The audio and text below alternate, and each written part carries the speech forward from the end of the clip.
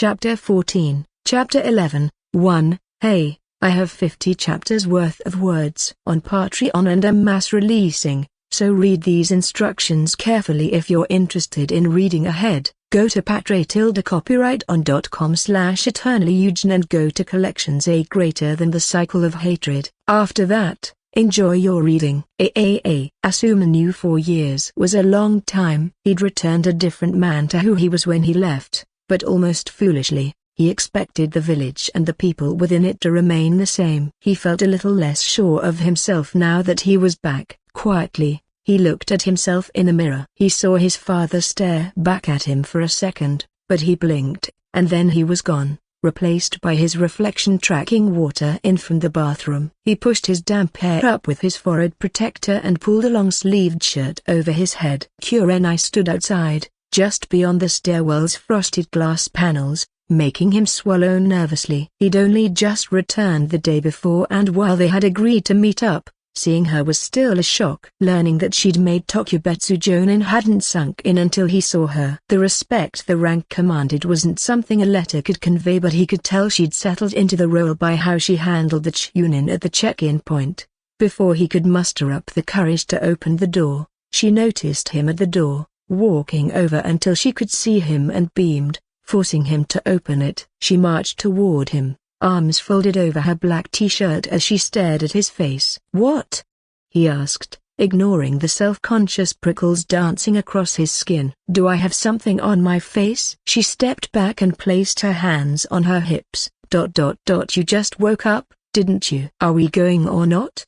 He shook his head and walked in front of her. "Slow down, you don't even know where we're going. It's been so long you'd get lost without me to guide you." "I wouldn't go that far," he scoffed. She laughed and took the lead, stuffing her hands into the pockets of her red jogging bottoms. Asuma followed her with his head on a swivel, taking in the shops and sights like he'd never seen them before. Kurenai led him into a bustling side street off the main road. He looked up at the washing lines strung across the buildings and the street performers. The scent of freshly roasted meat wafted through the air, and Asuma closed his eyes and pulled it in. "Wait a broken bar. I know where we're going," he said. She smiled. "Guess I underestimated your memory. I'm glad you remembered this place, though. It's not like it's important, right?" He winced at the edge in her voice. Forgetting this place would have been a monumentally stupid move on his part. It was the restaurant where their Jonin sensei took them after every major milestone, their graduation test,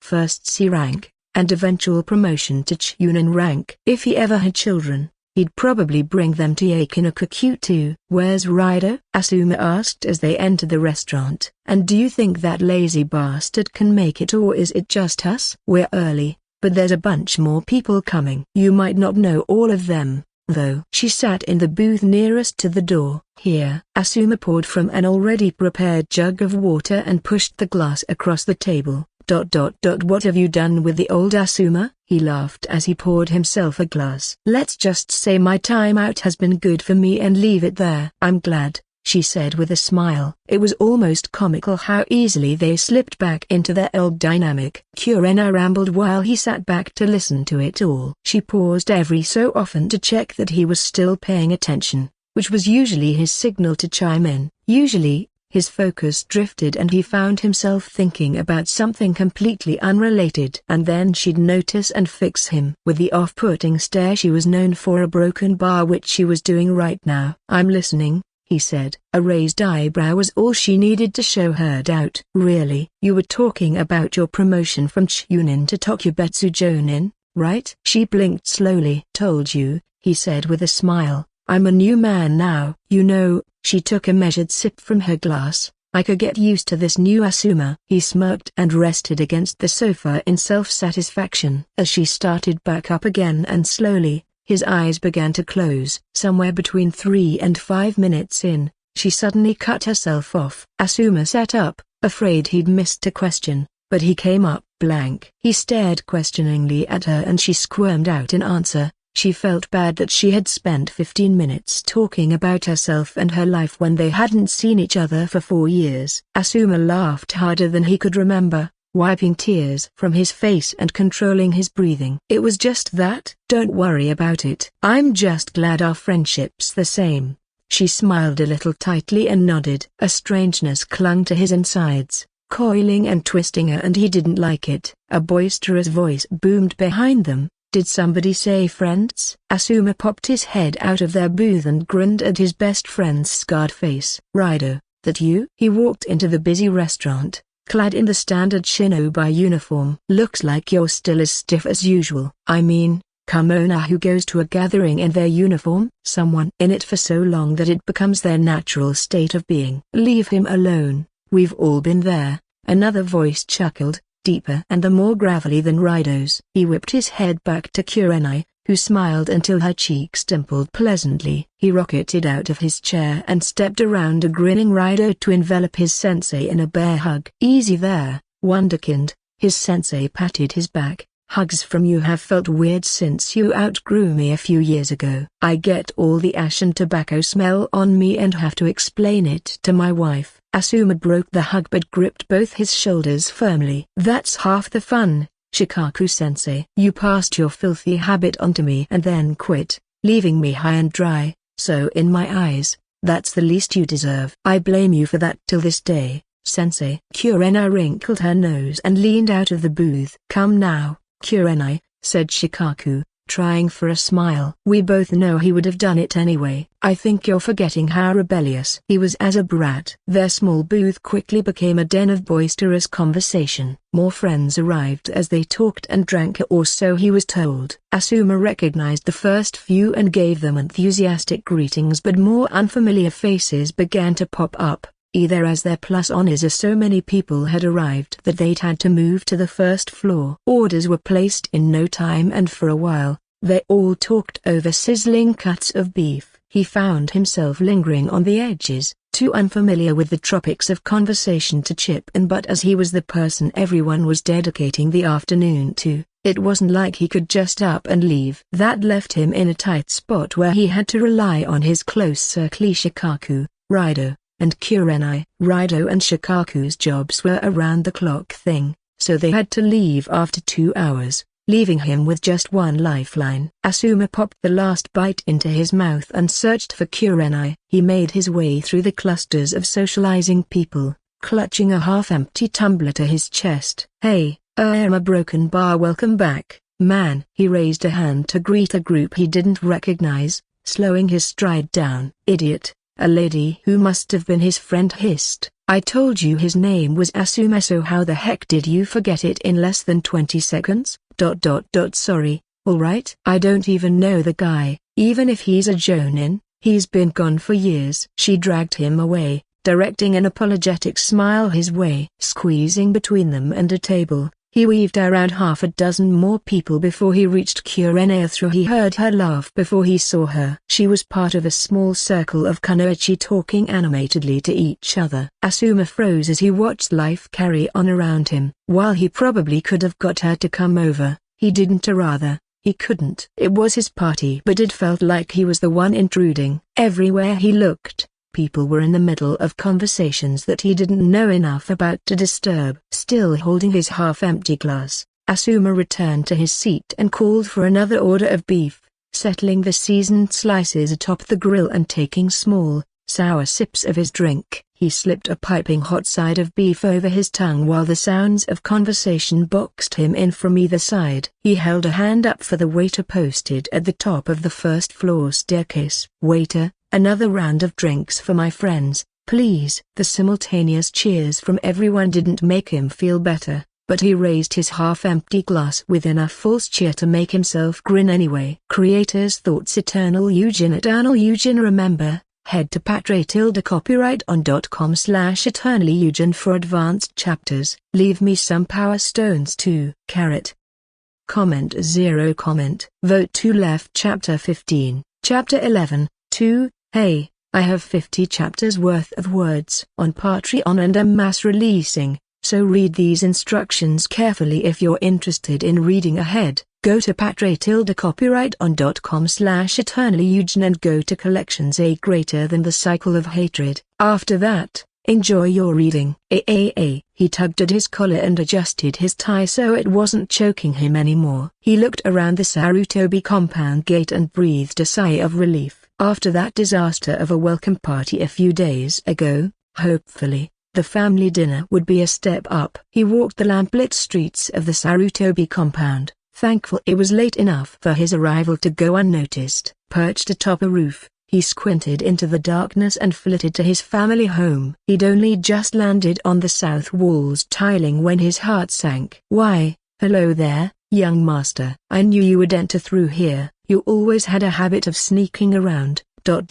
Granny, it's been too long." He hopped down in embarrassment and she gave him a toothy grin. The wrinkles on her face had deepened since he last saw her. "You've grown a broken-bar-old, haven't we all?" She raised an eyebrow. "I was old when you were born, young master, and get rid of that, will you?" "You know your brother hates the smell. He's brought Konohamaru with him." "Konohamaru?" Asuma crushed the half-disintegrated cigarette in his hand. "How is he?" Granny beckoned him to follow her as she circled back to the front entrance. "As much a terror as you were at that age." "He drives your brother up the wall, that one." "Good." He ignored the realization that he wasn't sure if Konohamaru was 3 or 4. "He needs someone to loosen the stick he's got jammed up his ass." She shook her head wryly. "Your foul mouth is still in action after all these years, I see." "You'd better believe it, Granny." He smiled. They trudged across the well-cut lawn and rounded the building's eastern side, bumping into the other servants finishing their day's work. He recognized some of them. They were people he'd seen around the clan compound growing up, but found himself consistently not recognizing a good few. "Wait a second, is that you,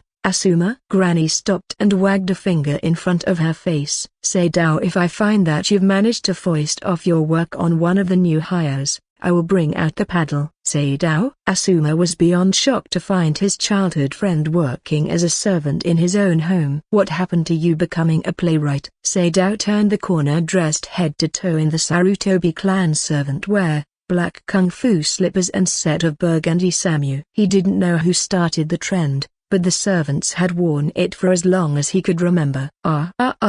You're jumping to conclusions, my chain-smoking friend." Asuma snorted when Granny poked him in the ribs. "It doesn't matter what your relationship with the young master is, when you are at work, you will refer to him as such." "Yeesh, Granny." Seidao rubbed his side. "I'm here part-time." He stared pointedly at Granny. "Young master." "This a recent thing?" Asuma asked after he'd suppressed his laugh at being called young master by Seidao of all people. "No, he asked me for work shortly after you left," said Granny. Right.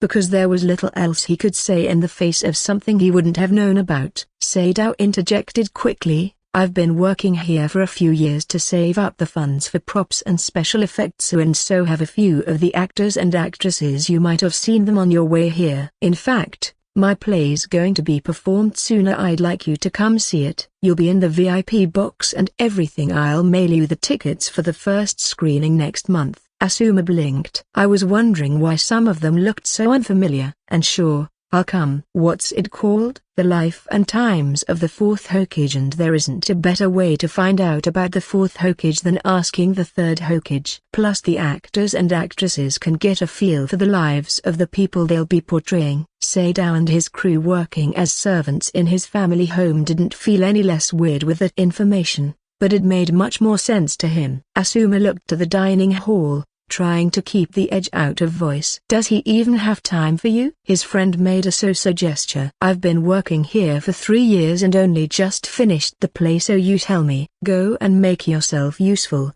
Seidao." Granny waved her cane threateningly at Seidao, who danced out of its range and hid around the corner. Asuma spotted him sprinting down the Ingawa and into a side room. "That boy a broken bar, so, shall we continue, young master?" "Sure." He smiled and allowed her to lead him to the dining room. A whole roasted chicken lay spread in the center of the table, flanked by sides of vegetables and a massive bowl of steaming pilaf rice. Around it sat his family members. Seeing them, it felt like he'd been gone for 10 years instead of 4. His father's hairline had receded even further and his face was sagging with the weight of age. At 35 years old, his brother looked hale and healthy, though he could see the beginnings of his father's renowned widow's peak coming in, and his sister-in-law sported the odd gray streak in her dark hair. "Asuma," his father smiled. "Hello, Dad." He shuffled on his feet, eyes flickering from his father's to the table, and then back to his father's eyes. He raised an open palm. "Do take a seat." Asuma sat beside his brother and opposite Konohamaru,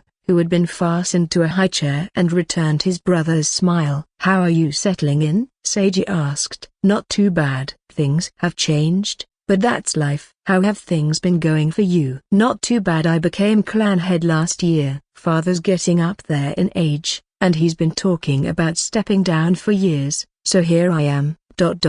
Congratulations." His brother smiled and began plating the assorted food, pushing the burden of conversation onto Asuma. He gave a small, tight-lipped smile towards Konohamaru, which soon proved to be a mistake. "Hey, a broken bahu you?"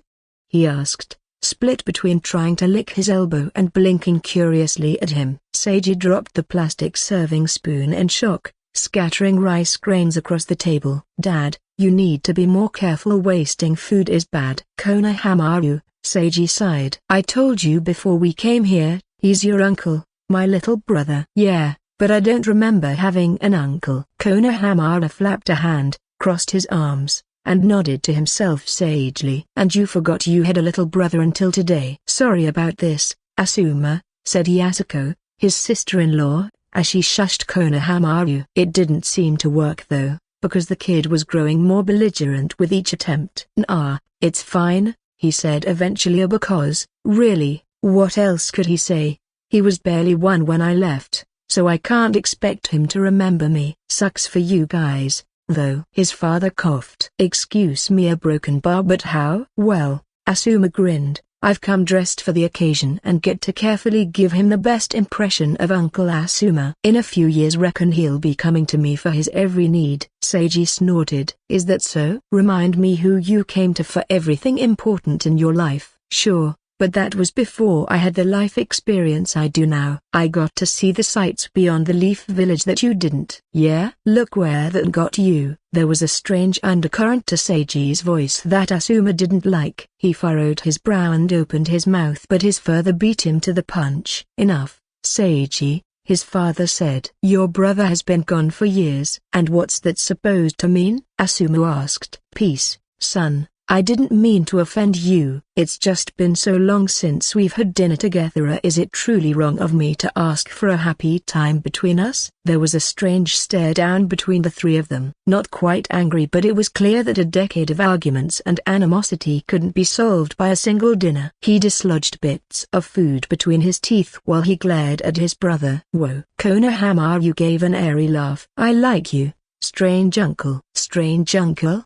his father repeated, and Asuma could hear the laugh in his voice. "I like it, but why is he strange?" "Really, Grandpa?" He gawked and vaguely waved his stubby little arms. "Look at his clothes. They're strange clothes, right Mama?" "Slow down there or you'll fall over," said Asuma as he leaned over the table. "I'll have you know that these are the latest fashion in the Land of Fire." "Know what they call them?" "What?"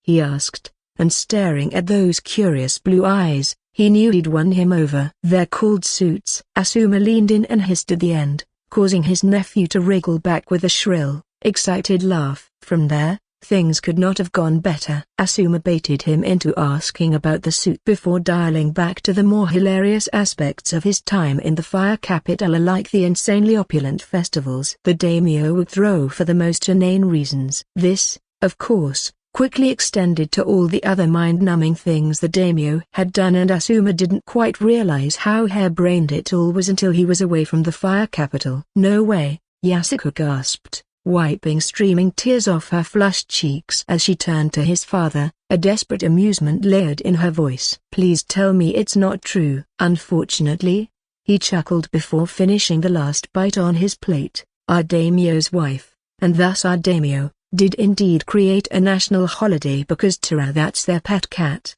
Konohamaru did not disappear for 3 consecutive months. "Since last year, every village in the Land of Fire has had a national holiday on the last Friday of April." Asuma looked around at the various emotions at the table: amusement from Yasuko, bemusement from Seiji, sheer confusion from Konohamaru, and his father's helplessness at having to corroborate it all. Seizing the moment, He clapped his hands and continued while the emotions were still fresh. He told them of his exploits as one of the 12 guardian shinobi, toned down for Konohamaru's sake, successfully captured the entire table's attention. For all his father's knowledge about the daimyo, he rarely concerned himself with matters outside of national security, meaning even he sat rapt as Asuma spoke. He stopped only when his throat was dry, and slightly hoarse, from all the talking. Pouring out a glass of water, he felt a swell of pride at the empty plates. He'd entertained the table and then some. "So, what now? Is dinner over?" "Over," Seiji smiled. No, number. "What about dessert?" "Dessert? Last I checked, our family didn't do dessert, did it?" Asuma frowned at his father. "Things change, my son. I'm quite fond of those frosted cakes, myself. It's a fairly recent import from the land of tea, but it's taken the village by storm." "Dessert, huh?"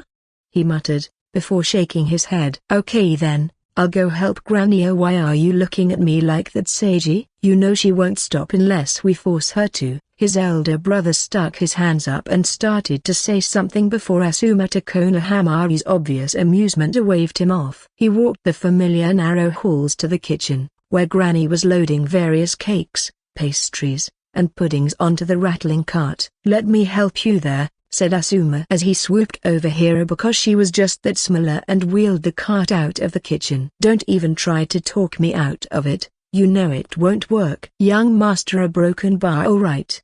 But be careful." "The ramp from the kitchen to the main house, I'll be fine." Asuma smiled at her, clearing the small ramp without any problem. "See?" She wrung her hands together before clasping them in front of her. They walked side by side across the house, carefully turning corners to avoid incoming passers-by, and simply enjoying each other's company without a need for words. Still, it was Granny who broke the silence first, making a strange noise. "What is it?" Asuma asked. "Did we leave something behind?" She shook her head. "No, nothing like that." "It's a broken bar. I've missed you, young master." "Truly?" "Oh, our broken bar." Smiling, he looked ahead and continued pushing the small cart forward. I've missed you too, you know." "Yeah, how do I say it? I guess I needed to leave. These past few years have been good for me, and even though I was away from you in a broken bar, I don't regret it, but I missed you." Silence blanketed the small corner of the hallway they stood in. Asuma looked at her out of the corner of his eye. "When we last met, I feared for your future. You and your father always had your differences, but you're a broken bar. You were so hateful and bitter that it scared me." He winced,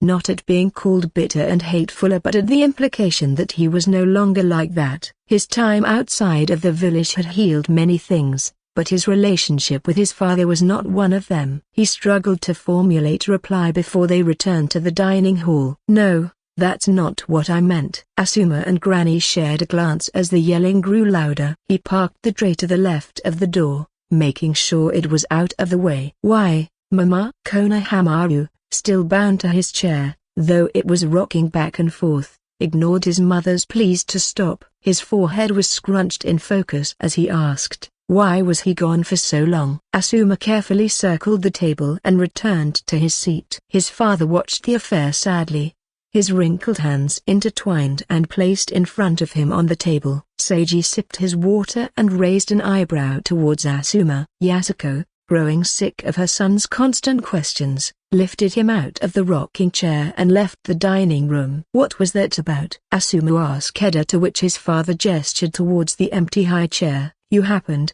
Asuma," said Seiji, the edge in his voice returning. "You returned to our lives so suddenly, expecting everything to be the same. Yeah, that's what happened." "What a broken bath." "That's a no." "Yeah," his father interrupted. "Enough, Seiji." "No, Father. I'm in the right here and you know it." Seiji glared at Asuma. "Do you think you're the only one who couldn't stand it? That you were the only one with problems? I saddled down and faced them, but you ran, and then you came back one day completely out of the blue." "Seiji, a broken bar. I couldn't stay," said Asuma, smiling pleadingly. "If I did a broken bar, I don't know what would have happened. I hated this place and a broken bar." He glanced at his father and shook his head. "Listen, I'm sorry I hurt you." His brother scoffed and folded his arms. "Don't apologize to me. Apologize to my son who doesn't remember my brother or his uncle." "Tell me, did you ever plan on coming back, or did it take 10 of the 12 esteemed guardian shinobi dying to remind you of your family?" With that one question alone,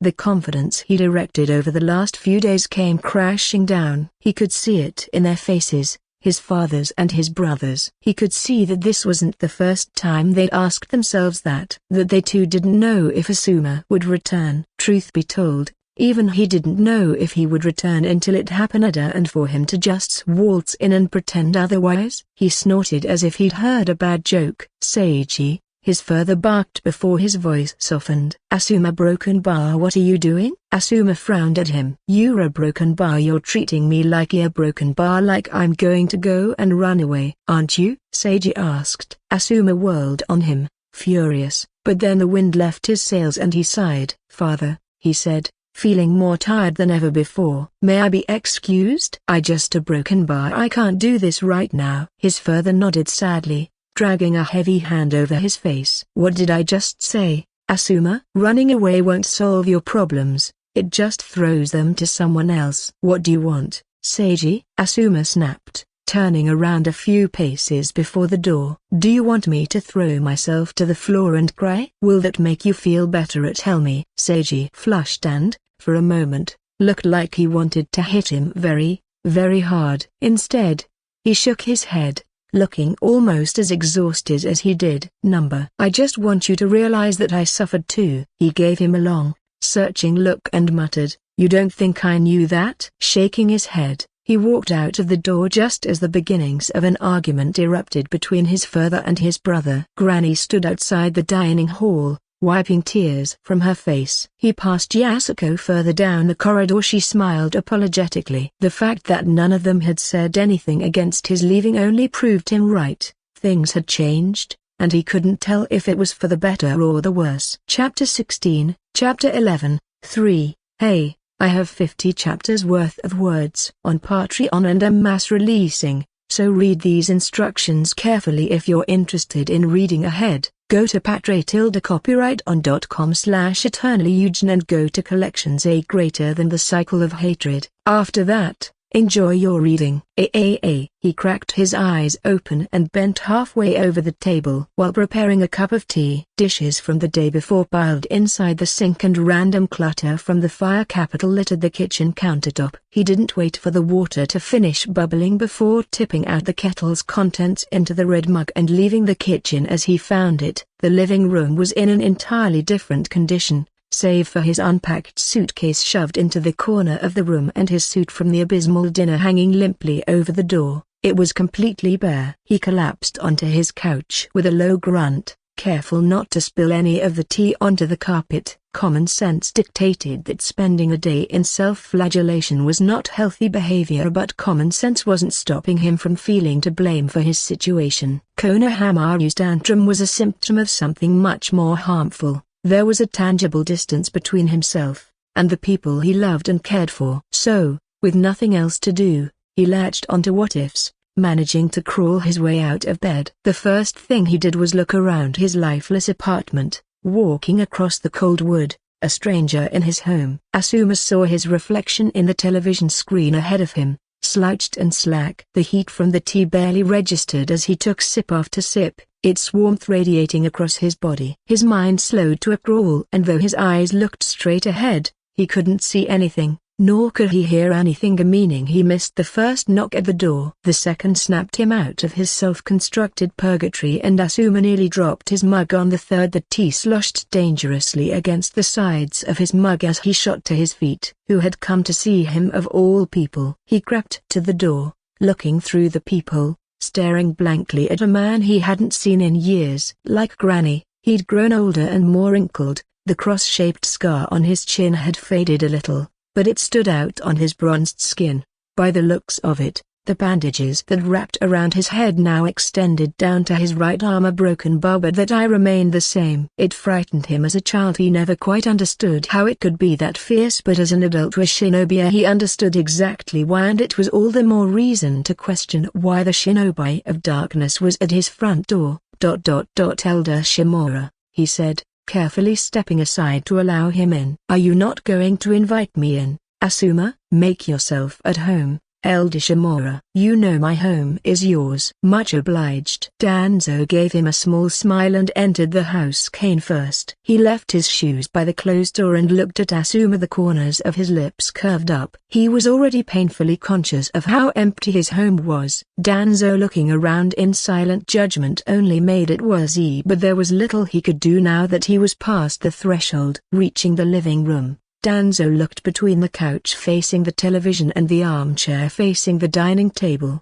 lowering himself into it. Can I get you anything? Tea or coffee? Danzo rubbed his scar with his thumb and index finger. What kind of coffee? It's the daimyo's special blend, he confessed. I'm not one for coffee, so it's been sitting in my cupboard, but he gave it to me as a gift. I see, I'll have the coffee then. Asuma entered the kitchen and prepared it absent-mindedly. He pulled a mug down from the topmost shelf of a cupboard and poured out the coffee, bringing it back to the living room. Danzo took the offered mug with a smile and sniffed the steam wafting out of it. Indeed, he hummed, this is an exquisite blend. How did you know I took my coffee black? It's a broken bar, part of the method. Asuma swallowed his shock. He'd been so preoccupied with trying to figure Danzo out that he forgot to add milk and sugar. The daimyo told me that it was best taken that way. Danzo smiled pleasantly and closed his one eye. Asuma picked up his half-empty mug and sipped the fragrant tea, waiting until he'd finished the now lukewarm drink to breach the silence. While this is nice and all,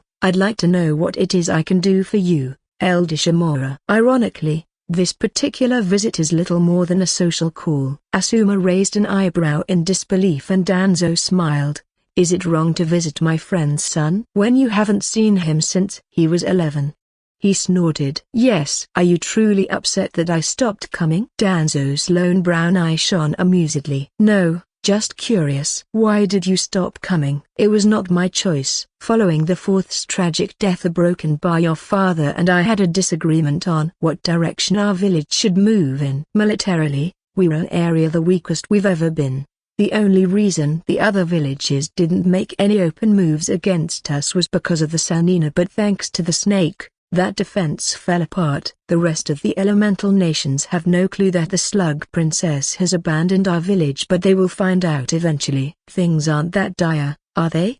Asked Asuma. Danzo raised his only visible eyebrow. All we have left of the legendary trio is the Toad Saiji, and we both know he is rarely in the village. So, where does that leave us? Tell me, what did your father do when the Cloud delegation attempted to kidnap the Hyuga heiress underneath our noses? Did he gather our strength and have their warmongering cage face retribution? No, he readily offered the life of Jonin Hisashi Hyuga. Asuma stared at his empty cup of tea and thought before looking up. What was he meant to do, Elder Shimura? We didn't have the manpower to go against the Cloud, not after the Nine-Tailed Knight. That is not what I'm saying. It's simply an example of the reason why your father and I do not get along anymore. Danzo took a moment to breathe. I mean no offense when I say this, but it is what I think. Hiruzen should not have taken the hat after the fourth died. He'd grown too soft, and if that wasn't bad enough, he allowed his grief to blind him and ignored the cliff that our village is hurtling towards a broken bar.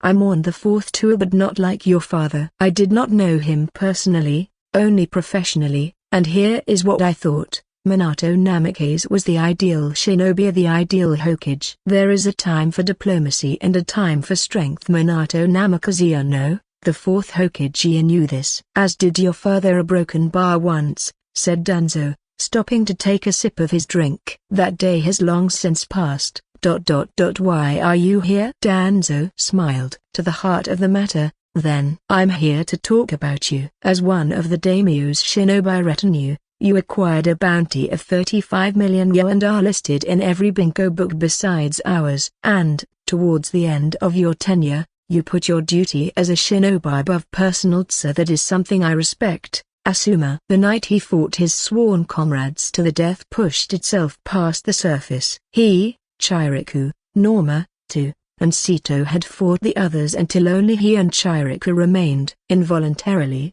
he looked up and found a grim understanding in Danzo's eyes. What do you want, sir?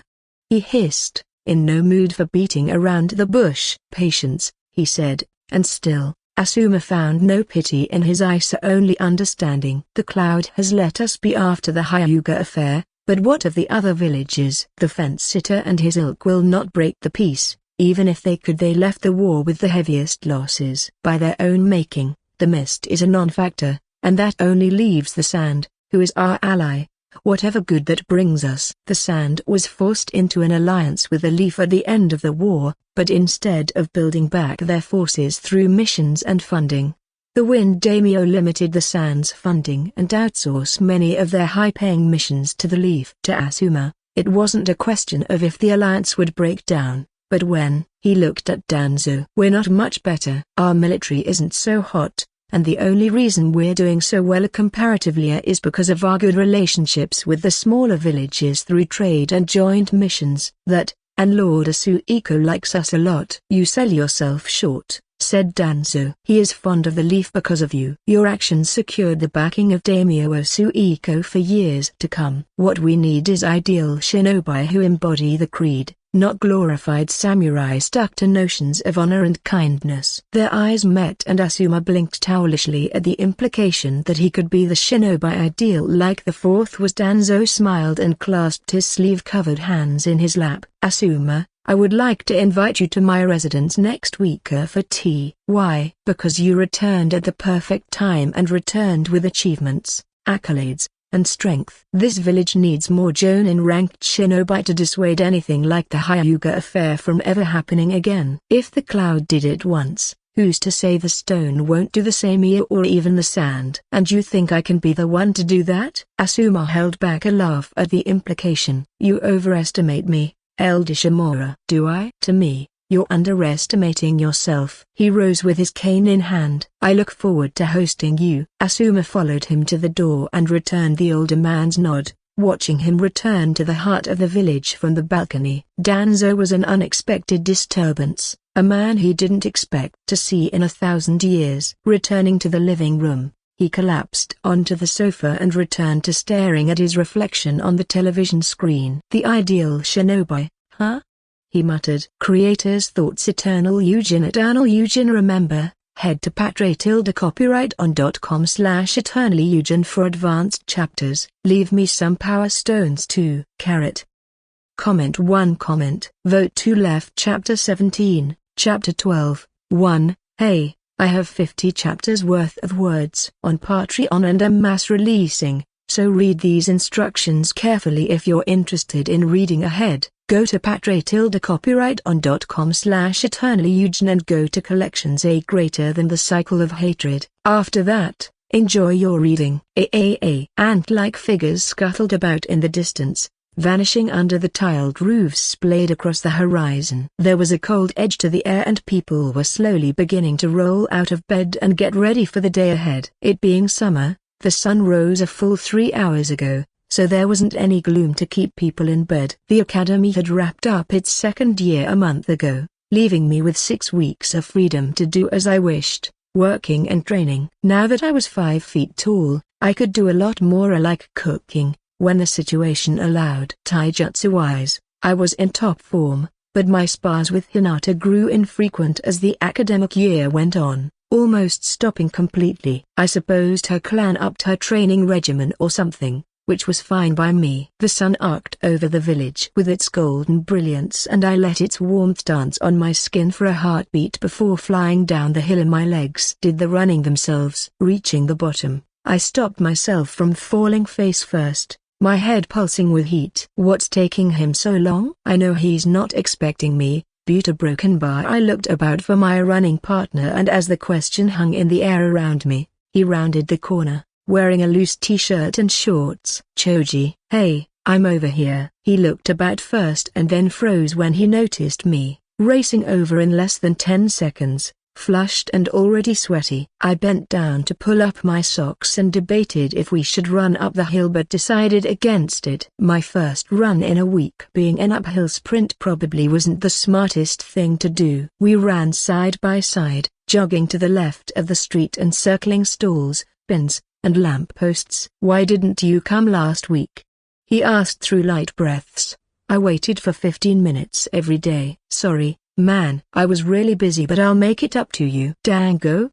3 sticks? I'll do one better. I smiled. 4 sticks. Choji's face broke out into a broad grin. No take-backs, right? I wriggled my upper back free of my sweaty shirt and rolled out my shoulders. Nope. I've kept up my physical training, so this run shouldn't be so bad. How about you? You're not beating me, Naruto. Not after skipping a week. I've been eating hard, training hard, and resting hard. How do you even rest hard? His grin was smaller and more confident. A strange competitiveness grew within me of a simple desire not to lose, even though I'd gain absolutely nothing by winning. Fine. First to the Hokage building. You're on. I pulled ahead of him and stretched my legs as far as they could go. The morning wind ripped its way through me, but I paid it no mind. Tearing down the street, I dodged people going about their mornings until a woman and her dog rounded the corner, one chasing after the other. They veered right in front of me,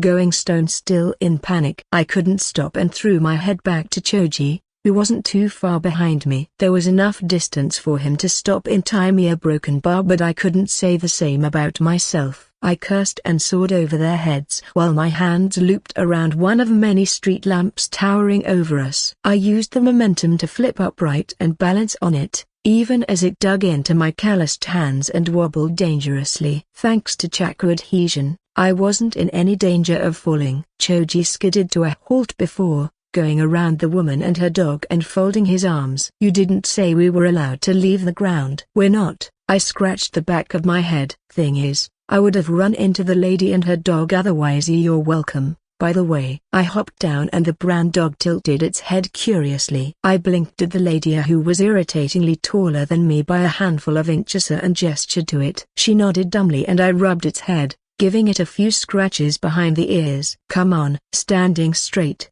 I raised an eyebrow. All right, calm down. A broken bar reducer to go. We lurched over, catching ourselves with a solid step and blasting off the ground in a dash. The woman's dog yipped excitedly from behind us and, by her startled cry, was chasing us. Buildings and people blurred past and I could feel my heart pounding at the base of my throat as the flat street gradually shifted into an incline. Red-faced and huffing and puffing, we continued to climb until gleaming silver peaked over the horizon. I stood still and looked onto the decline sprint and then beyond at the 4 stone-carved faces staring down at us. Choji gave me a 2-fingered salute. Good luck. I watched him shuffle to the edge and snicker to himself before he started running, and then laughing loud and clear. Following suit, I rushed down the hill and began to close the distance. There weren't many obstacles besides the odd passerby, but since they could hear Choji before they saw him, we didn't have to slow down. He pulled ahead as the gap between us widened and I realized I wouldn't make it in time.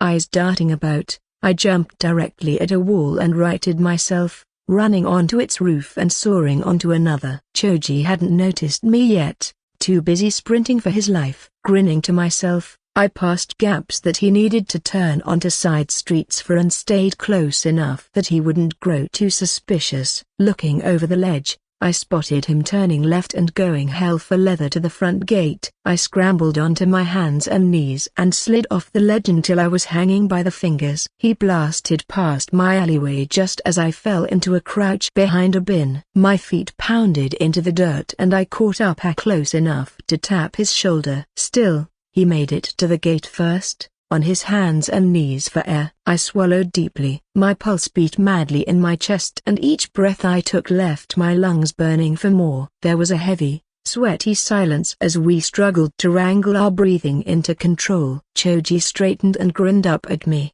cheeks dimpling. Naruto. I know. My mouth twisted up. Despite my cheating, he still won. I didn't know what his family was feeding him, but it was clearly doing him some good. Well done. Meet me in front of the academy in a little while. I'll bring the dango. He nodded, and we walked together until the intersection, exchanged a fist bump, and went our separate ways. I took to the rooftops to get home, enjoying the cold chill in the air as I walked across washing lines like they were tight ropes. My shower was quick and to the point. We were meant to be at the academy soon, and I only had an hour to make breakfast and grab the dango. Scarfing down the last of my cereal, I washed my mouth out with some water and flew out of my door. The dango shop was barely a 5-minute walk away from my place. I entered an alleyway a street away and formed a series of hand seals, focusing very carefully on molding my chakra and what exactly it was that I wanted to change. There was a whole lot of theory that came with the transformation jutsu, and by the time we'd leave the academy, Iuka told us we had to be well versed in the ins and outs of the 7 ways of going, which were 7 identities we'd learned to assume seamlessly when infiltrating enemy territory: clergy, samurai, merchants, craftsmen, performers, farmers, and beggars. It would involve lots of field trips to temples, the village's seedier districts, work experience weeks, picking up at least 2 instruments, and I was looking forward to all of it. For this, though, a simple disguise would be enough. I pulled a handheld mirror from my pouch to examine my features. There wasn't a massive change. My telltale whiskers were gone and my sunny blonde hair was a darker, sun-kissed brown. Smiling to myself, I slipped the mirror into the pouch at my back. "Welcome, welcome." The store owner, a bronzed, wrinkled old woman, smiled. "What can I get ya?" "I'll have," I clutched my chin and counted, 7 mitarashi sticks, please. She gave me another grin and passed me a paper bag, palming the money. Once I was back in the alleyway, I dispelled the jutsu by disrupting the constant chakra flowing to my hair and face. I tossed my wallet into the air and caught it firmly. "Man, I love the transformation jutsu. Makes living much easier on the wallet, isn't that right, Froggy?" Clusters of huddled families scattered about the academy's massive red gates, their nervous energy stuck to them like ominous dark clouds. I was further back in the shade, near the benches all the first years and their parents completely ignored. To my left was the slightly damp paper bag. 6 skewer sticks poked out the top. I clamped my teeth around the last ball, tasting the sweet and somewhat smoky soy glaze with the tip of my tongue. My cheeks tightened at the taste and my tongue went completely numb with pleasure as I twirled the stick between my fingers. Popping the skewer into the bin, I absent-mindedly traced the swirls of one of the hidden whirlpool emblems stitched into both shoulders of my black long sleeve. "Hey!" I looked behind me to see Shikamaru wearing a cream t-shirt and baggy jogging bottoms. "Hey yourself. You didn't come with Choji?" "I swear you guys are basically neighbors." "Sort of." "He was in the shower or something and I got bored of waiting." He nodded at the paper bag. "Those for him?" I patted the seat beside me, and he swung his legs over the raised stone slab and took a seat. "I promised him 4 and bought you and Hinata 1 skewer each. These are mitarashi dango, so they're grilled and have soy sauce on them." "Didn't need to hear all that," he said through a mouthful of dango balls. "Dango's dango." Just like always, he'd framed his answer in the perfect way to elicit frustration, and the little prick knew it too. I sighed my frustration away. At least, I tried to, and shifted my focus toward dislodging an annoying clump of dango from the back of my mouth. Shikamaru finished his skewer and leaned back to rest on his palms, casting his gaze skyward. Nothing new was happening near the crowds of first years, so I looked up too, fixating on a dog-shaped cloud chasing an undefined white mass. I lost sight of the dog and tried focusing on its shape to no avail, so I gave up and started looking around again. "Hinata, Choji, we're here." I waved them over as they came into sight. Choji marched towards me, looking down at the paper bag, and giving me a slight nod. "Take them, but give Hinata 1. We've already had ours." Clutching the paper bag in one hand, he pulled out a skewer and passed it to Hinata. She smiled and pulled the topmost ball of the stick. "Have you been, Naruto?" "Really good, actually. I've been on lots of runs with Choji and played some shogi with Shikamaru." "You suck, by the way," said Shikamaru. "I know," I replied and jabbed a finger at her. "Anyway, you need to come out more. Father has me busy training all the time, and if it's not that, I'm doing one thing or another." I sighed. "Don't worry about it. We're getting our results today. I know what that means. No, you'll have a very powerful bargaining chip when you go home," I said. "They're definitely better than last year's, so you can wrangle yourself out of your dad's grip for a few hours at least." She smiled and said, "Perhaps you're right." Choji stiffened at the mention of grades. He nibbled at his third dango stick and stared intensely at the academy's front gates. Exams were never his cup of tea, even if he'd slowly been growing in confidence and skill. Whenever we'd have mock exams, let alone the actual end of year honors, he'd turn into a tightly wound bundle of nerves. It was obvious to anyone who knew him. The kid liked to eat, but when he was nervous, he'd eat a lot slower than normal, and sometimes he wouldn't even eat at all. Listen, I patted his shoulder. You'll be okay. You did everything you could. He pulled his gaze away from the doors and nodded to himself. That's right, I did my best. A broken bar. I just hope it's enough. The heavy twin doors swung open and dug shallow grooves into the soft earth, kicking up ankle-high dust clouds. Children swarmed in, leaving their parents behind and heading towards the various entrances littered about the ground floor. We waited until the front gate was a little less congested before heading in. Iuka was already in the classroom when we arrived, and so were a few others. He looked up from the podium where he was sorting our reports and shot us a warm smile. Morning, you four. Have you had nice break so far? Yes, Sensei, said Hinata. Have you? Well, he scratched the back of his head. I've had to do a lot of marking, but it's been restful. I'm never becoming a teacher, I said, shaking my head. Way too much marking. You've got your own class, and then there's moderation between teachers of the same grade year, and that's ignoring dealing with marking for teachers who aren't able to do their own for whatever reason. My friends looked at me strangely and Iuka chuckled. I understand, but for someone so adamant about not becoming a teacher, you seem to know a lot. I pay attention, I replied dryly and took my seat in the first row. The classroom grew louder as the room filled up. People who hadn't seen each other in weeks grinned and talked a little too noisily for my liking, but I couldn't blame them for it. They were just kids, and I knew some adults who did it all the time. By 10:15, everyone had arrived and Iuka called for silence. It took him yelling for everyone to hear it, but the loud conversations turned into whispers in the end. Good morning, all. He held up a stack of paper. I have your grades, but before I hand them out, I've got a few announcements to make. This'll be our homeroom for the third year, so make sure you come to the second floor and not the first. Next, there'll be some changes to sparring from now on. The other teachers and I have reviewed your recent exams, so it's the end of the taijutsu only spars. This year, and every other year moving forward, you'll be allowed to use everything at your disposal. It'll be true shinobi-might. A broken bar. This would make things harder. After all, I'd been able to maintain my lead over everyone by taking advantage of the limits placed on us during sparring. Now that it was gone, I wasn't so sure if I'd be able to keep my top spot for the third time. That'll be all, said Iuka, stepping down from the podium and handing out the reports. I turned mine over and smiled happily at the results. Grades were scored similarly to threat assessments in bingo books. They went from D rank to S rank, with D rank being the equivalent of the very minimum passing grade year. It was basically a fail, to be honest. Academics, reading, writing, mathematics, and world historia were scored separately from shinobi studies. Both had an overall grade for each category calculated using the individual grades of each specific subject in said category. My ranking in our year cohort was boxed in the top right of the reporter, and just like last year, I was 156. What did you get? I asked Shikamaru. He yawned. Same old. S rank in academics, D rank in shinobi studies. Ignoring the fact that he'd skimmed over a failing grade like he hadn't a care in the world, I turned to Hinata. I scored B rank in academics and A rank in shinobi studies, she said.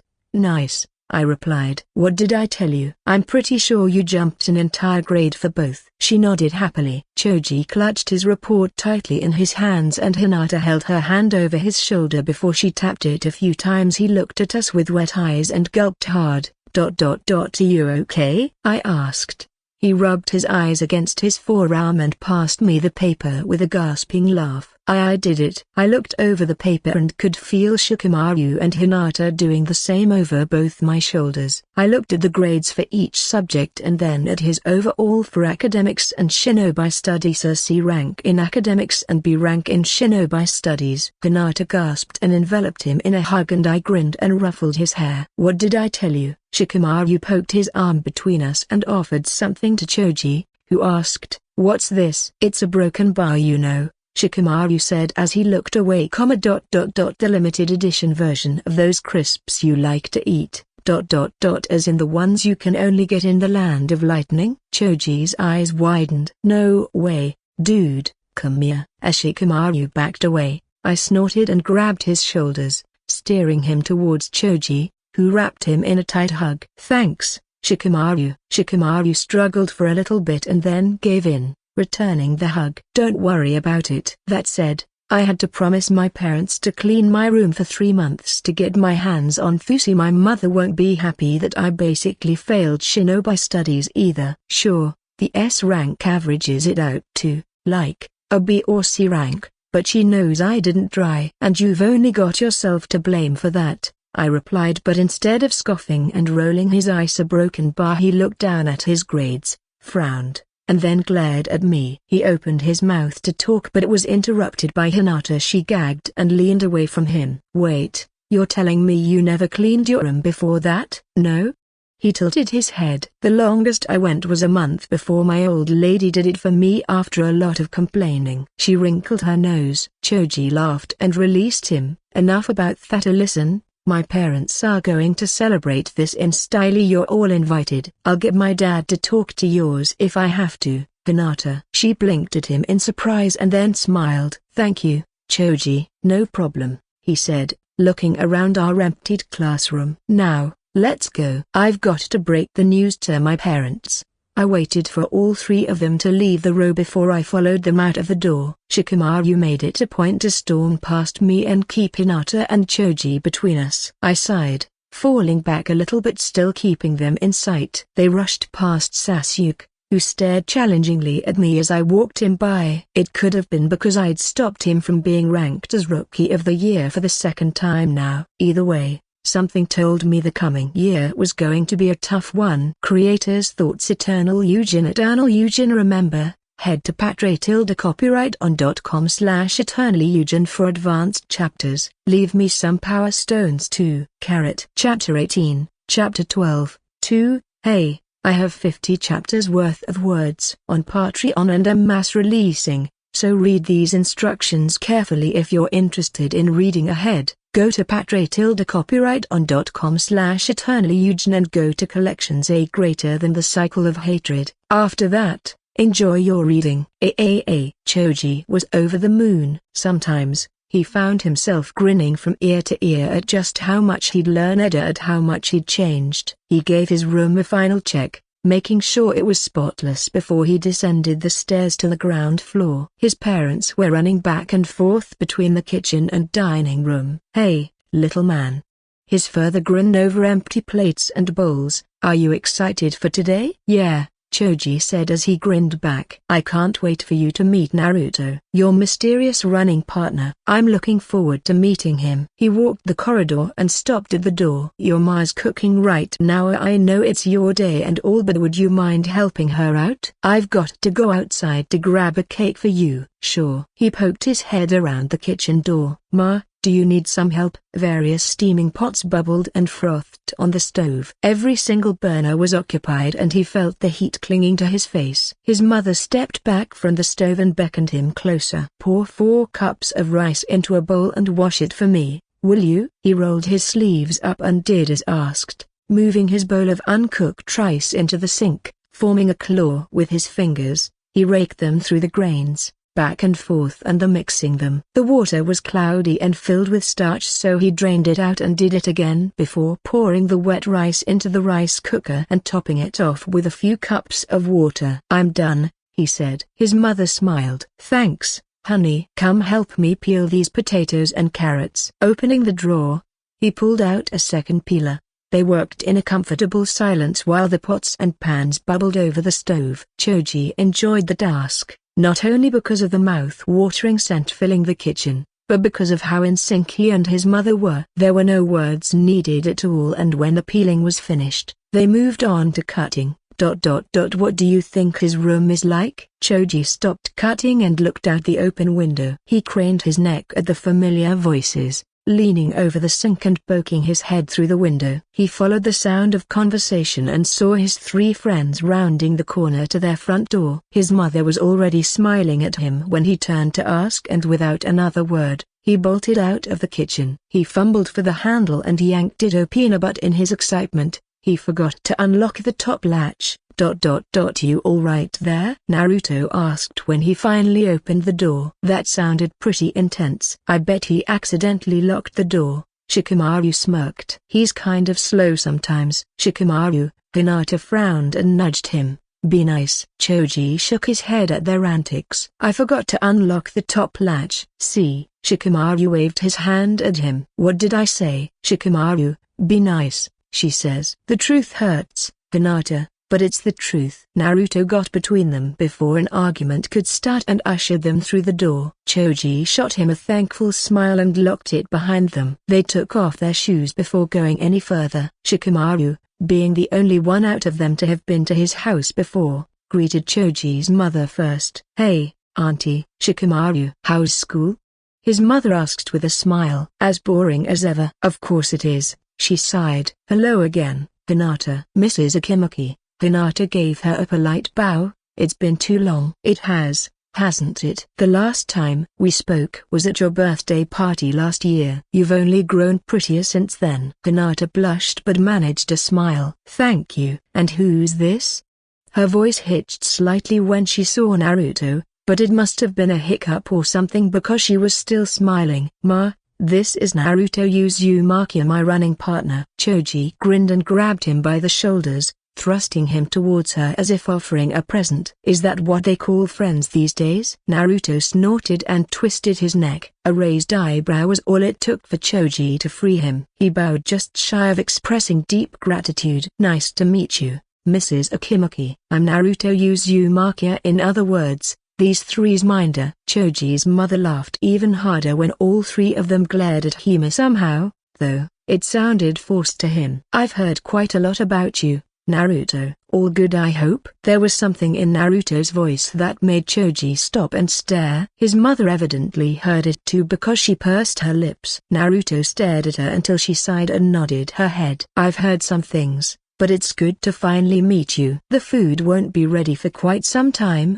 so feel free to head up to Choji's room, you three. I'll call you down when it's time. Naruto tilted his head. Would you like some help? I work at a restaurant, so I'm not completely clueless in the kitchen. How nice. I see why Choji likes you so much. His mother turned to them. Are there any other budding chefs hiding amongst you? Unfortunately not, said Hinata. Father thinks that cooking our meals ice a broken bar beneath you. Naruto supplied. She nodded sadly. Would you like to learn? His mother asked. Hinata chewed her lip. Are you sure? Positive. If you never try something, how will you know if you like it or not? She asked. And if you do end up liking cooking, feel free to come over whenever you want. Choji smiled. This was going even better than he thought it would. He knew Naruto would be an instant match with his parents. Unlike him, they were super outgoing and believed in putting their best foot forward. I'd like to help too, said Choji. You were already helping, but thanks for offering, honey. What about you, Shikamaru? That doesn't sound like much of a question, he drawled. It wasn't a question, dear. You know me so well, Shikamaru sighed. Well, it's not like I can go upstairs and play with myself, so I don't have a choice. Naruto gasped and erupted into a coughing fit while his mother's eyebrows disappeared into her hairline. What? Shikamaru asked, looking at Choji and Hinata questioningly, only to find them equally confused. Did he say something wrong? Hinata asked. No, said Naruto. I choked on my spit. Right, his mother replied, rubbing her hands together but not after giving Naruto a strange look. She brought them together and grinned. Get into single file, kiddos, it's cooking time. Cooking time turned out to be him, Hinata, and Shikamaru playing assistant to Naruto and his mother. It was a louder experience than he was used to, but he preferred it that way. It made things more fun. They joked and laughed while they worked aside from Shikamaru, who took every opportunity to slink away to the seat at the small table beside the fridge. Eventually, His mother gave up trying to get him to help and put him on tasting duty instead. All the dishes were varying degrees of spicy. Choji smiled as his lazy friend muttered curses while they walked to the dining table with bowls stacked with food. "Don't be a baby, Shikamaru," said Naruto. "If you stopped trying to run away, you wouldn't have to eat the super spicy food, and if you hadn't offered to help, I wouldn't have had to do it either," he replied. "Geez, are you a workaholic or something?" "Cooking isn't work," said Choji. "It can be relaxing too." "Sure," said Shikamaru disbelievingly. "Let's say it's relaxing. He still works multiple shifts a week at a busy ramen shop." "Well," Hinata piped up from the rear of their line, "if you pick your job right, it won't feel like work. At least, that's what my nanny says." "I'm not sure I believe her." His mother's laugh reached them from the dining room. She circled the table and placed various cutlery beside each plate. When she was finished, she pulled a tray of roasted meat out of Shikamaru's hands and ruffled his hair. "Face it, kid, you've been outnumbered," he sighed. "You're all such a drag to be around sometimes. And I will make it a point to continue being one," Naruto replied. Choji watched them take their seats on the right side of the table with a small smile. A few years ago, he would have never imagined the two of them exchanging more than a sentence, let alone being friends. As different as they were in worldview,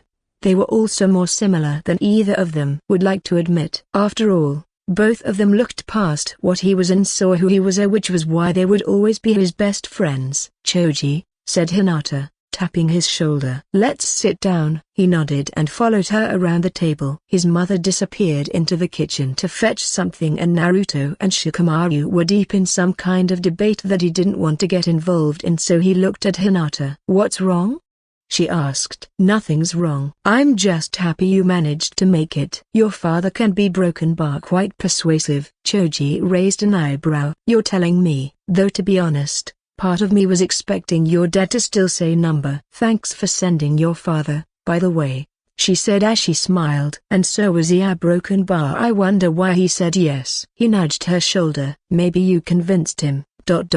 Me? With your grades. From what you've told me, he's strict, but he's still your dad, right? You doing well makes him happy, right?" She nodded once, and then again. "You're right." "Thank you, Choji." "You're welcome," he replied, only to be drowned out by the boom of his father's voice. "I come bearing gifts." The four of them shared a glance and then turned to the door to see his father walk in with a massive tiered cake. ... How are we going to finish it all?" Naruto whispered. Hinata blanched. Choji tried for a confident smile, but it came out as a grimace instead. "See this?" Shikamaru pointed at the cake. "This is why I don't stay in Choji's house for more than 5 minutes. Thankfully, his mother returned, brandishing a ladle. His father took the cake to the kitchen and they all sat at the table, enjoying the fruits of their labor and swapping stories. Most were embarrassing, and at some points, Choji wanted to crawl under the table and never resurface. Still, he wouldn't change it for the world because he was sitting at a table with everyone he loved and cared for. Creators Thoughts Eternal Eugen. Remember, head to patreon.com/eternallyeugen for advanced chapters. Leave me some power stones too.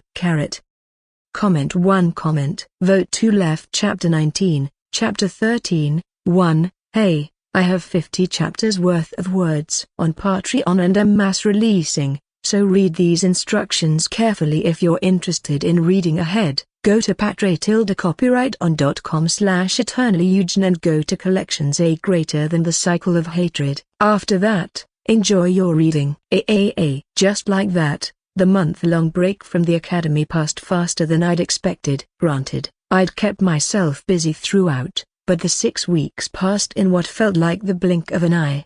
Between meeting up with my friends, training, and work, I faced the end of the final week of my vacation and the last weekend before I had to return to the academy for the 3rd year in no time at all. Even with the allowance of jutsu and lethal weaponry in sparring, I wasn't too afraid of where I'd fall in the class pecking order. I'd consistently honed the skills available to me and had a few tricks up my sleeve for my more privileged classmates, so everything else I'd take in stride and not stress myself to death over before it happened. Distracting myself helped a lot with that, and no task was as focus-consuming as cooking. In an environment as high stress as a semi-popular restaurant, it meant working with the knowledge that 6 hungry customers sat waiting beyond the curtain to my right and that at least half a dozen were waiting outside. For better or for worse, I couldn't think of much else. The evening was relatively calm, but the work was as demanding as always. I was manning the kitchen alone after moving ingredients into our storeroom and walk-in freezer, as well as a few other odd jobs around the restaurant. My sweaty forehead itched beneath the plain black bandana fastened to my head. It smushed my wild blonde hair down,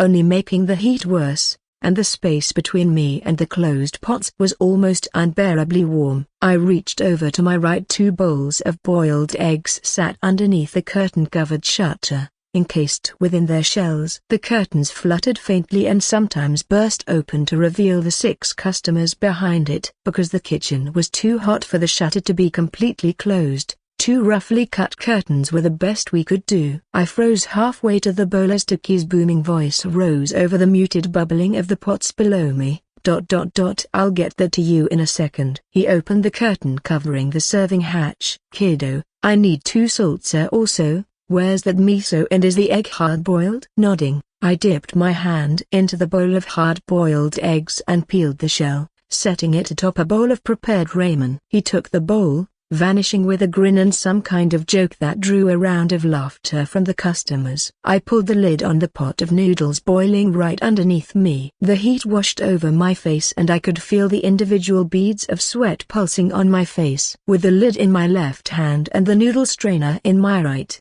I readied myself and plunged the strainer into the roaring pot. A clump of noodles settled into it and pulled the ladle further into the water. Adjusting my grip, I tossed the noodles to get the excess water out, plating it, and did the same with the second bowl. A hand settled on my left shoulder and another wrapped itself around my waist before I was dragged away. What the hell are you doing? Twisting my neck, I struggled to break out of her grip. I'm busy, there's an order for 2 salts. I know. I've got you covered. She stopped dragging me and instead turned me around. Here you go. My 3 friends gathered around Yakiraku's back entrance. What's this about? Guys, I'm working. I get paid for this. It's not like I can just leave whenever. Hinata sighed and stepped back, allowing Choji and Shikamaru to enter and more or less drag me out of the restaurant by the arm, in my work attire no less. None of them seemed to want to respond to my questions, and the afternoon breeze did little to cool me down as I struggled in their grip. This isn't funny. Let me go. I won't ask again. The 2 boys on either side of me didn't say a word in reply, and Hinata's shoulder-length hair swayed in the wind as she walked a few meters ahead of us. She didn't reply to me either, but I clamped down on my rising irritation until they released me about 5 minutes away from Yakiraku's. Right. I yanked the sweaty bandana off my head and scrunched it tightly in my hand. Do you 3 have any idea what the hell you just did? There's so much stuff to do. There's the broth that I need to make, and then the cleaning, and then dealing with the leftovers. I mean, come on, are you serious? All 3 looked guilty for a moment and I stared incredulously at them. The silence let me think for a moment, and Aim's involvement in it all slowly dawned on me. If she was in on their plot, it stood to reason that Taki was as well. My anger simmered down a little. At least they had the sense to make sure their plan didn't mess anything up. I sighed. What's this stunt about? Stunt? Shikamaru frowned. You know, work is all well and good, but you take it too far. Too far? Hinata and Choji winced, but didn't disagree with him. Yeah, too far, Shikamaru replied. If you're not working, you're training. We can't find you unless you go out looking for us. I glared and he glared back. You can't find me because I'm busy. Not everyone is as lazy as you are. Oh? He jutted out his chin. Then when did we last meet up? Like 4 days ago on Monday. I looked at Choji and Hinata. Right? Choji shook his head sadly. That was nearly 2 weeks ago. The words made me grimace. A broken bar. Did half a month really pass without me noticing it? Rather, I didn't understand how half a month could pass without me noticing it. See, you're always putting your work and training over us. I bet that if we were to ask to train with you, we'd hang out every day. Shikamaru, that's enough, said Hinata, but there was an uncertain quiver in her voice that I didn't like. He turned to her and shrugged. Whatever. This was all you two's idea anyway. I sat down on a nearby bench and threw the wrinkled bandana into my lap, dragging my hands over my face in exhaustion. Surely it wasn't that bad. I'd made it a point to fit in time for them while keeping up my schedule. Though to be fair, I'd found myself so busy that I couldn't remember what I did yesterday, let alone the week before. So I posed the question to the two who hadn't said anything. What do you guys think, Choji, Hinata? Yeah, broken bar. I dunno. Choji shrugged. I see you every day, but that's because we run together. There's also your sparring with Hinata, but like Shikamaru said, it's like a broken bar. It's like we don't meet unless we can fit into your life. I mulled over his words for a few moments. They weren't wrong, and my stomach twisted at that realization. It was hard to balance my training and work and all the other things piling up around me and inside my head. While I hadn't intentionally taken afternoon shifts to avoid the broken bar, they weren't exactly the first people I'd thought of when the opportunity arose. It was the same with training. It came first because if it didn't, I wouldn't survive. That said, it wasn't fair on them. I'm sorry for avoiding you all. I didn't mean to, but it happened. Leaning back, I gestured at Hinata. Since AIM seemed to have known, I'm guessing you cleared this with Mr. Taki too. Yes, said Hinata. He was all for it. You tend to work pretty late when he doesn't need as many hands around, and he thought you were working too much anyway. Am I? I asked, mostly aiming the question at myself. Choji nodded. Yes, you are. Remember when you didn't run with me for a week because of your training? Or after the dinner at my place where I didn't see you for a few days because you wanted to finish an original ramen recipe? Yeah, I cringed slightly as I replied. Fine. You're right. But you guys haven't answered my question. What's this stunt about? You drag me out of work and then what? What's the endgame? Hinata grinned and pulled 4 tickets out of her pocket. These. I took one and turned it horizontally with a frown. The life and times of the 4th Hokage. What is this? A play? Did you get one for each of us? She nodded. VIP tickets. A broken bar. Not that I'm unhappy, but are you sure? At least let me pay you for mine. It must have been expensive. My father bought the tickets, she replied. He said it was a reward for my hard work. Then I hope you don't mind if I take back the offer. I grinned and turned the ticket over. VIP box 2, 7:30 PM. Broken bar this Saturday. I'll eat. So, are you coming? Choji looked expectantly at me and, despite our argument, so did Shikamaru. Sure, I said and stared directly at Shikamaru, and for what it's worth, I'll try to make more time for you all. I didn't realize it was getting so bad. Or don't. Ain't my business either way.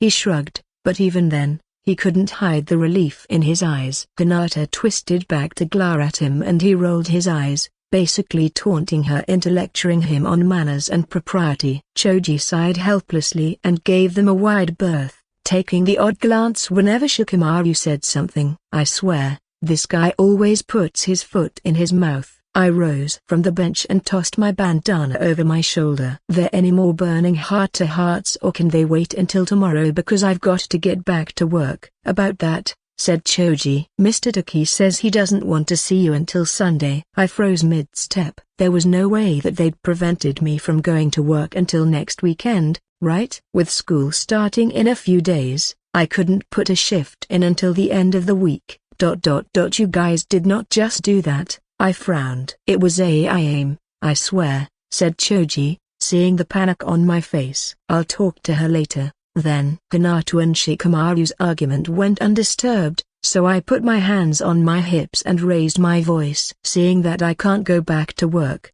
what do you guys want to do for the rest of the afternoon? Their simultaneous smiles at my suggestion were almost enough to stop their argument. A broken bar. Almost. Chapter 20. Chapter 13, 2, Hey, I have 50 chapters worth of words on Patreon and am mass releasing, so read these instructions carefully if you're interested in reading ahead. Go to patreon.copyright.com/eternallyeugen and go to collections A greater than the cycle of hatred. After that, enjoy your reading.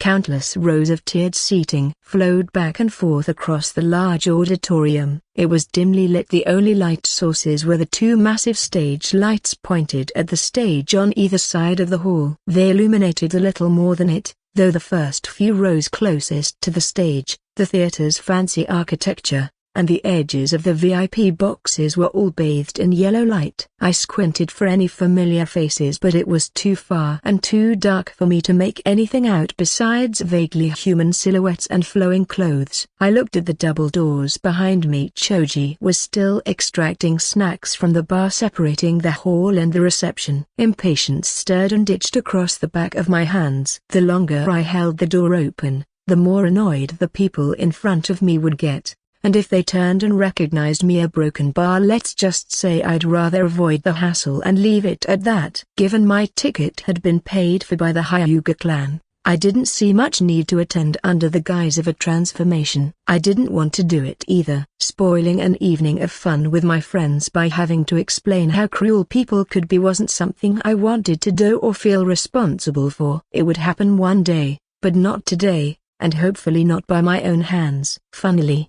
it was also part of why I was so hesitant to meet them in the public places they often suggested. Whenever we'd hang out, it would always be something we could do without outside help. Almost always, they came to my apartment and, failing that, a public park far away from the usually popular places. I shifted my weight between my feet, clenching and unclenching my jaw as Choji bagged each item and offered Hinata some. I relaxed a little when he finished it, but then he pulled out another bag, grinning happily, and my stomach. I accidentally pushed the door open even wider, spilling more light onto the row a few feet ahead of me. The people turned back to look at me and I grimaced, pushing my head into my chin to hide my whiskers. Naruto. I looked up a little at the familiar voice. A head of brown hair and gray eyes peeked over the seat. Naruto. It is you. His voice spiked and his friends immediately shot up, wild-eyed with shock and more than a healthy dose of fear. One managed to slam a hand over his mouth. Shush,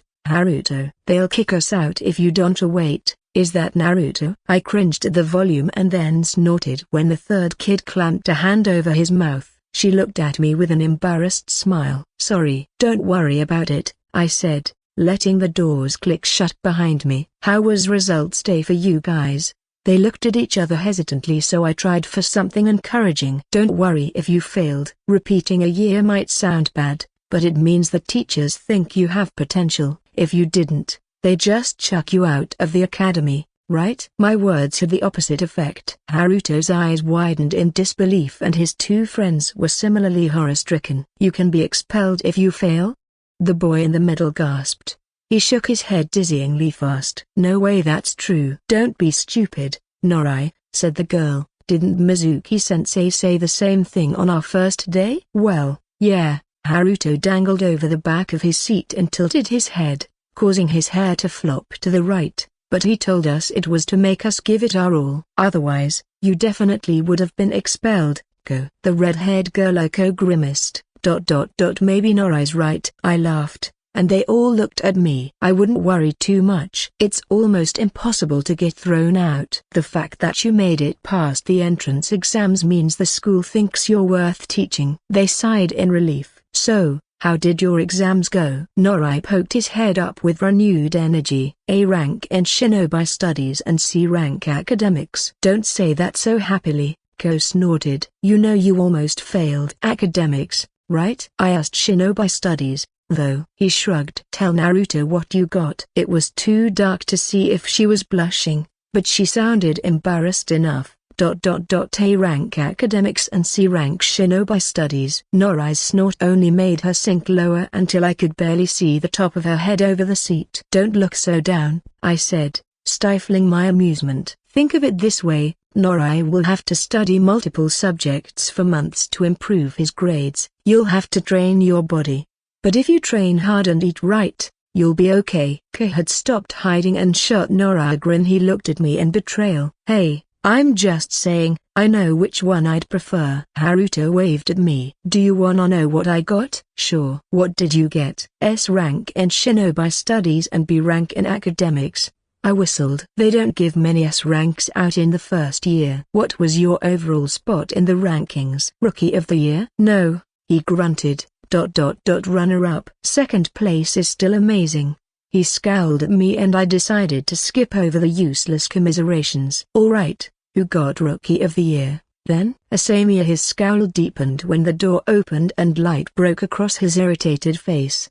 "A Hyuga." Hinata peered curiously at him before he slumped forward and groaned feebly, his face burning cherry red with embarrassment. She turned to me in silent question but I shook my head. Beyond the auditorium, Choji approached the doors with 2 bagfuls of snacks and Shikamaru followed close behind, carrying 8 drinks. "What took you so long?" I asked when the doors clicked shut behind him. "This dumbass wanted more snacks." Shikamaru passed me one of the drink carriers with a sigh. He stopped and stared at the 3 kids dangling over the theater's plush seats. "Huh, look what we have here. It's the little brats again." Choji opened the bag up and offered them theater-appropriate snacks, marshmallows and jelly beans. "Looky here, you two," said Go through a mouthful of jelly beans. "It's Pineapple Head again." Hinata snorted and then clamped both hands over her mouth in disbelief that she'd done so. She turned to me looking at Shikamaru for a split second. Her lips twitched up before she wrestled them under control and asked, "Who are they?" "Who? These lot." I gestured to the 3 soon-to-be second years. "They're 3 annoying little brats." Hey, Shikamaru snickered at their collective outrage but Choji shook his head and offered them more sweets. "In all seriousness, I met them at the Academy's open day almost 2 years ago. They're my cute little juniors." Naruto grinned at me, and I stuck him a thumbs up. "And how do Shikamaru and Choji know them?" Hinata asked. "Morning runs for Choji. They work with their parents and get up pretty early so I got to introduce him." "As for Shikamaru?" I looked at him. "Do you want to tell her, or should I?" "Nah, let me." He grinned. "So, it all started when he was cut off by someone clearing their throat too loudly to be genuine from somewhere further down." The 3 kids froze like deer in headlights. Choji stopped chewing and squinted into the darkness and Shikamaru began to frown, shaking his head. "So anyway, it all started when the person cleared their throat again, and this time," Shikamaru retorted. "What the hell's wrong with you? The play hasn't started yet and we're not even the only ones." He was cut off by a chorus of fake coughs. The 3 second-year kids looked at each other and tried not to laugh. Choji looked around nervously and Hinata pursed her lips in distaste. Luckily, Shikamaru wasn't hot-headed enough to start something, shrugging instead. "Yo, little brats, come with us. We've got an empty VIP box where we can talk all we want." He spoke louder than he needed to, but I couldn't say that I wouldn't have done the same. "Is that fine with you, Hinata?" "Hinata?" Naruto whispered. "Hold on, a broken bar. That's who Asami trains with, isn't it?" "Asami?" Hinata peered curiously at him. "So you're the boy she keeps talking about." "Don't tell me we've got a budding romance." Shikamaru laughed. Nora and Kojirden playfully nudged their irate friend. "What?" Naruto spluttered. "I don't like her. She's gross and weird, and one time, I swear I saw her lick her sweat after sparring." I interjected before the irritating twats in the middle row could interrupt them, gesturing at the staircase leading to the eastern VIP boxes. "How about we continue this over there?" I let them pass before I followed and watched them mingle. To me, Naruto and his friends were practically children, and I treated them like little siblings of sorts. It was easier to see them as children because they were younger than me physically speaking. Seeing my friends get along with them as equals was a little off-putting. We were all around the same age mentally. I was just about in my 30s, counting this life. So a little discontentment reared its head from time to time. Like most things in my life, though, I couldn't do much except shake it off and get on with things. We took out seats in our box and handed out snacks and drinks, and I gawked at the sheer number of cups between Shikamaru and I.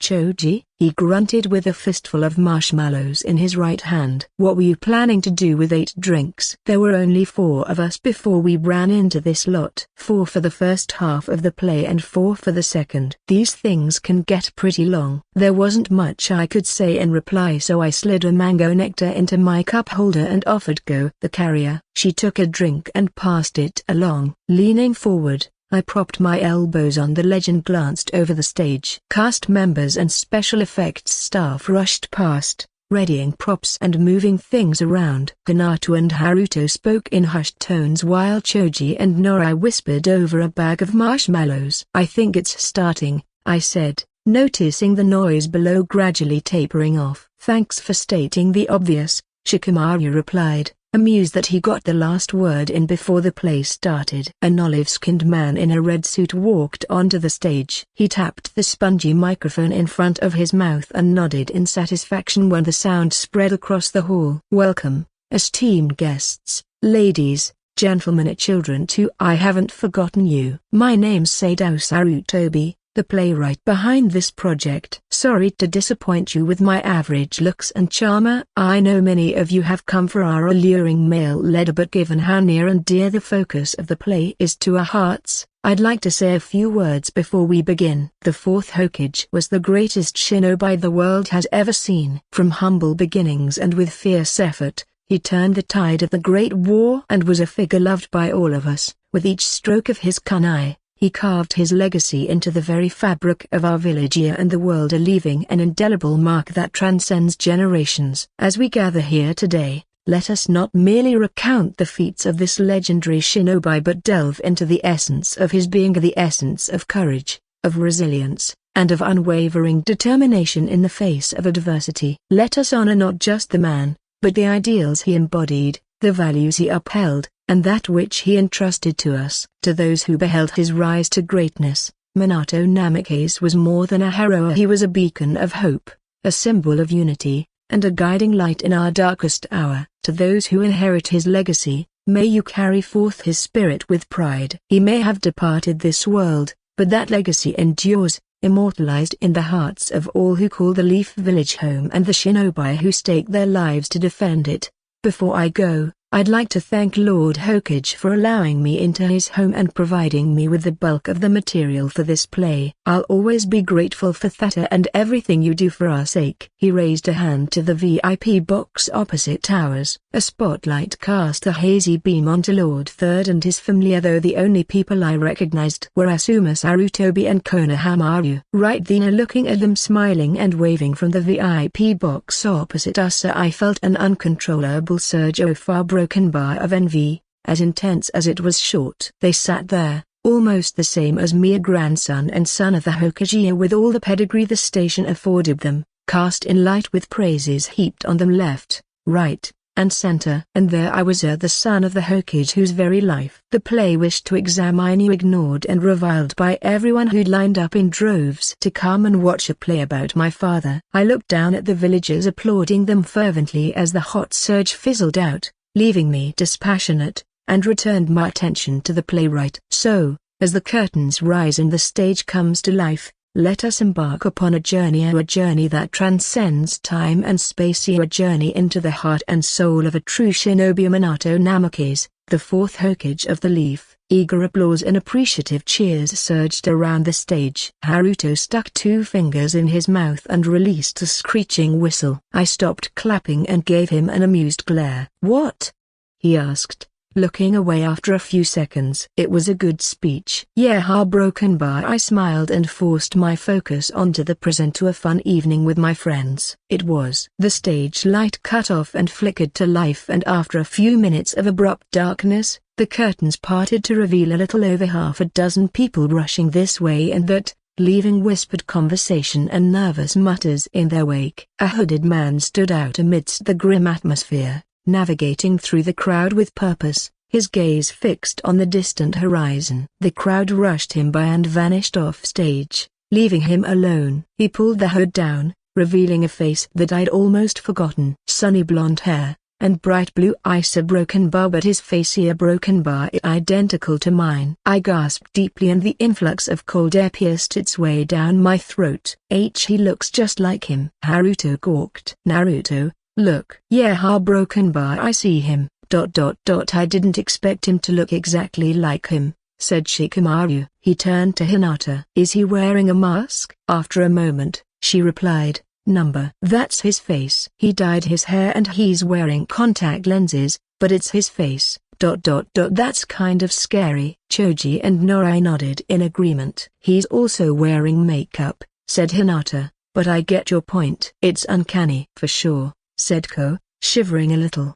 She sat up and leaned forward. Actually, he kind of looks like Naruto. What? I turned to the redhead beside me. She pointed towards the actor. Him. You look a lot like him. Is he your dad? The fourth Hokage? Shikamaru snorted, peering over the ledge. He smirked at me. You know, I kind of see it. Imagine that, our Rookie of the Year being the fourth secret son. No, not the fourth Hokage, Damas. Ko snapped. He's dead and there's no way we wouldn't know if he was his dad. I meant the actor. Naruto, is he your dad? Shikamaru winced, and so did Choji and Hinata. They looked at her almost pitifully and she stopped talking and furrowed her brow. What, did I say something wrong? Ko, he can't be my dad because I'm an orphan, I said, suppressing the pang in my heart. My parents are dead. The loneliness took its toll, even if I tried not to show it. Seeing my classmates with their parents or brothers and sisters every day made my small apartment feel like a mockery of a childhood home. Friends could do so much. At the end of the day, they would go home to their families and the involuntary solitude would settle in every shadow and corner, slowly closing in on me.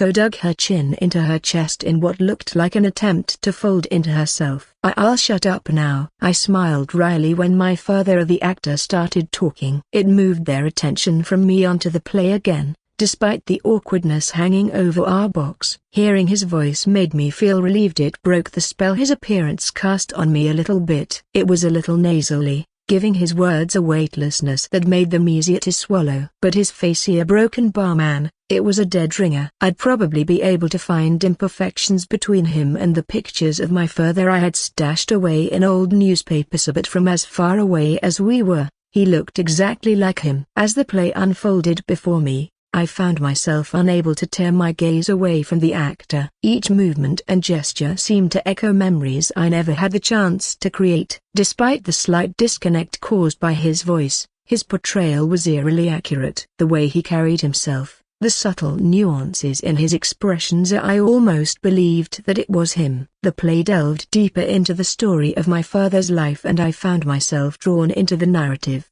a silent observer. It riled up my friends. They cheered and gasped, but I remained completely silent throughout, unsure how to react. Each scene unfolded like pages from a long-forgotten diary, revealing parts of my father's life that I had never known, stories that had been whispered in hushed tones or preserved in the fading ink of history Lord Third had revealed to the playwright. And not me. Minato-sensei. I almost fell out of the box at how far I leaned out. I knew who those three were instantly. Being played by adults was one thing, but by their clothes and mannerisms, it wasn't even difficult to broken bar. After all, there was one of them that I wouldn't ever forget. Kakashi, Rina broken bar. He smiled at the third child, Obito. What's the mission this time, sensei? Obito asked. I gritted my teeth at the sight of him. He wasn't real, but I didn't care. The play being a reenactment or the real thing wasn't the point. The very idea that Obito put his loss above everyone else's, devalued the lives of others because of his own, and even went as far as to turn his blade on a man he saw as a father, a broken bar. And my mother said she wanted me to turn out like him. I curled my lip at the thought. It's a C-rank mission to guard a convoy from the hidden grass as they return to their village. They're carrying a secret missive, so expect enemy interaction. Obito grinned and pumped his fist. Hell yeah, keep your eyes peeled, Kakashi. This is where I show what a real Hokage candidate looks like. The lights flickered and the scene changed. Obito stood surrounded by enemy shinobi, his clothes smudged and dirty. He was littered with cuts and gashes and his shoulders heaved with effort. 6 enemy shinobi surrounded him with their weapons drawn. The one in front of Obito held his ninjato high, ready to cleave it down, and he did. Obito squeezed his eyes shut. The weapon caught the rays of stage light, its blade flashing before whistling downward. Distant thunder rumbled and plunged the hall into darkness. Flying Thunder God Dance. When the lights came back on, all 6 shinobi lay dead around Obito, who looked up gratefully at his sensei. I smothered the swell of outrage at the sight, and none of this was real, no matter how it made me feel. And yet, within the turmoil of emotions that swirled within me, there was a sense of catharsis, or a bittersweet release that came from witnessing my father's legend brought to life on stage. In just an hour, he'd become more than just a distant memory or a figure etched in stone. He was a living, breathing presence. He'd become flesh and blood, though nothing compared to the last scene when the 4th Hokage came under the light. He stalked the stage, clad in the vibrant, flowing Hokage cloak. War drums blared around him and the ornate props and architecture were reduced to rubble and dust. Unmoving bodies scattered the stage, and an eerie Koko ensemble set the final act's tone. A dozen Anbu rushed onto the stage and kneeled before him as one. Their shoulders tremored and their clenched fists were uncertain. "Go, evacuate any civilians left in this sector,"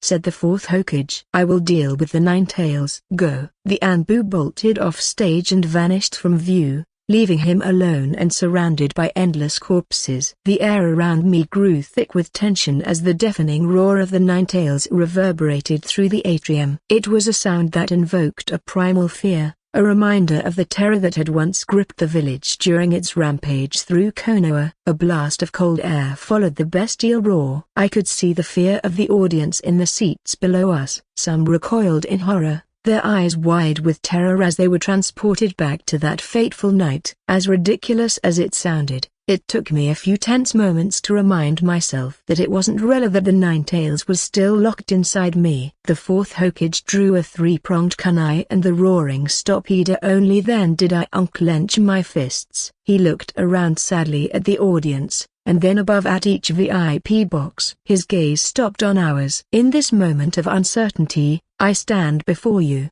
ready to do what must be done. The village I hold dear is threatened, and as the 4th Hokage, it falls upon me to protect it, no matter the cost." He spoke with a calm resolve and a hint of sadness, and, for a fleeting moment, it was as if my father's spirit had been summoned, everything about him tangible in the air around me. As I prepare to face this challenge, I do so with the knowledge that sacrifices must be made for the greater good, the actor continued, his voice steady as he addressed the crowd before him. "And if it means laying down my life to ensure the safety of our village, then I will do so without hesitation." I watched the actor deliver his lines with a sincerity that completely destroyed the illusion I'd grudgingly accepted over the last hour and a half. I saw his last moments. They'd haunted my dreams for years, and they still did. I knew more than anyone else how much he wanted to live. The duty he carried was one he did willingly, but it was never that easy. The actor took his final bow and exited to thunderous applause, leaving me seething. Each clap dialed up the sheer incredulity pounding away in my head. The villagers applauded his sacrifice while they'd been treating me like a pariah for close to a decade now, forcing me to accept and ignore their treatment because there wasn't anything else I could do. I'd prided myself on my level-headedness and comparative mental maturity, but the one raging thought I had was that none of this was fair. A strange heaviness settled within me as my friends and I left the theater, weighing down my steps as I processed what I had witnessed on stage. I walked through the dimly lit corridors while echoes of the performance still lingered in my mind, intertwining with the bitter realization of my father's fate. He'd played the hero for the village, sacrificed my future, and made me a Jinchuriki for the village. And for what? Creators Thoughts. Eternal Eugen. Remember, head to patreon.com/eternallyeugen for advanced chapters. Leave me some power stones too. Chapter 21, Chapter 14, 1. Hey, I have 50 chapters worth of words on Patreon and am mass releasing, so read these instructions carefully if you're interested in reading ahead. Go to patre-copyright-on.com/eternallyhuge and go to collections A greater than the cycle of hatred. After that, enjoy your reading. More students had been sent to the infirmary in the last 4 months of the academy than in the previous 2 years combined. That particular realization was immediately followed by another. Metal, despite being blunted, was very much still metal. We only sparred 3 times a week, but I had to fight multiple people per session rather than just a Neoan that was ignoring the addition of the everything goes rule, because spars weren't limited to just taijutsu anymore. With the inclusion of jutsu and weapons, what was once a challenging but relatively harmless activity became an easy way to rack up injuries. I'd only fractured a few fingers since the start of the year, but my classmates weren't so lucky. It was bad enough that I'd started taping up my hands. It wouldn't do much in the way of defense, but it helped prevent annoying injuries that would take days to heal. Well, days for me and weeks for everyone else. I found it irritating to do at times and ran out of tape more often than I liked, but it was better than opening calluses and getting them infected. I'd found that one out the hard way. The damned cold made all the above 10 times worse. Winter had come, bringing seeping wetness and a constant, biting cold. Being struck by blunted metal hurt enough without it, but with the added chill, it was as bad as taking mallets to the fingers. At least the warm-ups Iuka put us through made the pain easier to shrug off. We stood in an awkward huddle on the track field at the end of one such warm-up. I flexed my taped fingers from within the safety of my pockets as we waited for the first pair to be called up. Naruto and Tomio. The spar ends when one of you can't go on any longer or when I call it. Iuka huffed a frosty breath into the air and stared pointedly at Tomio before looking at me. Understand? Yes, sensei, we replied in unison. I slipped my hand into the pouch holstered to my right thigh and easily slipped my fingers around a worn leather hilt. Iuka gestured to the open ground to his left and we took our positions. It wasn't much of a surprise that the academy ditched the concept of a ring after the 2nd year. They were used mostly to train our situational awareness, and weapons did the job just fine. We'd also grown reliant on the idea of a ring out signaling the end of a fight, me included. Now, we fought with the threat of actual bladed weapons and walked out with more than just bumps and bruises. Standing face to face with my opponent, I purged all other thoughts from my mind and looked him over for any openings to exploit. Tomio, like many of the kids in my class, returned for the 3rd year with a renewed desire to beat me. The new sparring conditions put a sizable question mark next to my name. After all, I'd only beaten everyone black and blue when the spars were strictly traditional shinobi kumite. Or so they said. Not that I was particularly upset. If it meant that they'd try harder in class and live past the average shinobi life expectancy of 19, then I was all for it. The spar began without Iuka having to say a word. Tomio formed the confrontation seal and hurled 3 shuriken in a wide arc. I was already moving by the time he pulled his arm back to throw and moved in to close the distance, launching a kunai straight towards him. He brandished a kunai to deflect mine, the momentary distraction giving me just enough time to dig my hand into the pouch at my back and slip 3 shuriken between my fingers. He planted his feet and held his kunai forward, ready to deflect them, but I wasn't done. I blitzed through several hand seals whilst the shuriken cut through the air and the weapons multiplied. 3 shuriken blurred into 6, before doubling just as quickly until a little over a dozen metal stars buzzed angrily towards him. The shuriken clone jutsu was a far cry from Lord Third's shuriken shadow clone jutsu. While it multiplied the shuriken thrown, the copies were intangible, and didn't require much chakra compared to creating a clone of myself because of how small the shuriken were. That made it perfect for misdirection, which was exactly what I needed at the moment. Tomio gritted his teeth as he watched the incoming salvo. Realizing he couldn't tell which ones were real and which ones weren't, he leapt away, though not before a moment's hesitation, and that moment cost him. The vast majority of the shuriken that he dodged were illusory clones, leaving the original 3 to slam into him. They wouldn't draw blood, but with the average weight of each shuriken being about 50 grams of pure steel, it still hurt like a bitch. He rolled to his feet and looked back to see his kunai on the ground too far for him to reclaim before I reached him. Pulling another kunai from a second holster strapped to my left thigh, I sprinted towards Tomio, intent on ending the spar within the next few moves. He winced, falling into a low stance, but with no weapon to defend himself with, the fight was as good as over. Curling my wrist inwards, I readied myself to throw the kunai before I saw something that made me stop. The little bastard had managed to get his hands on smoke bombs, and I felt a flash of envy as thick as the cloud of smoke in front of me. Tomio was one of the few students in my class besides the clan kids with shinobi parents, a fact he liked to brag about. It came with benefits that made sparring him an irritating ordeal. In all of my spars since the academy started back up a few months ago,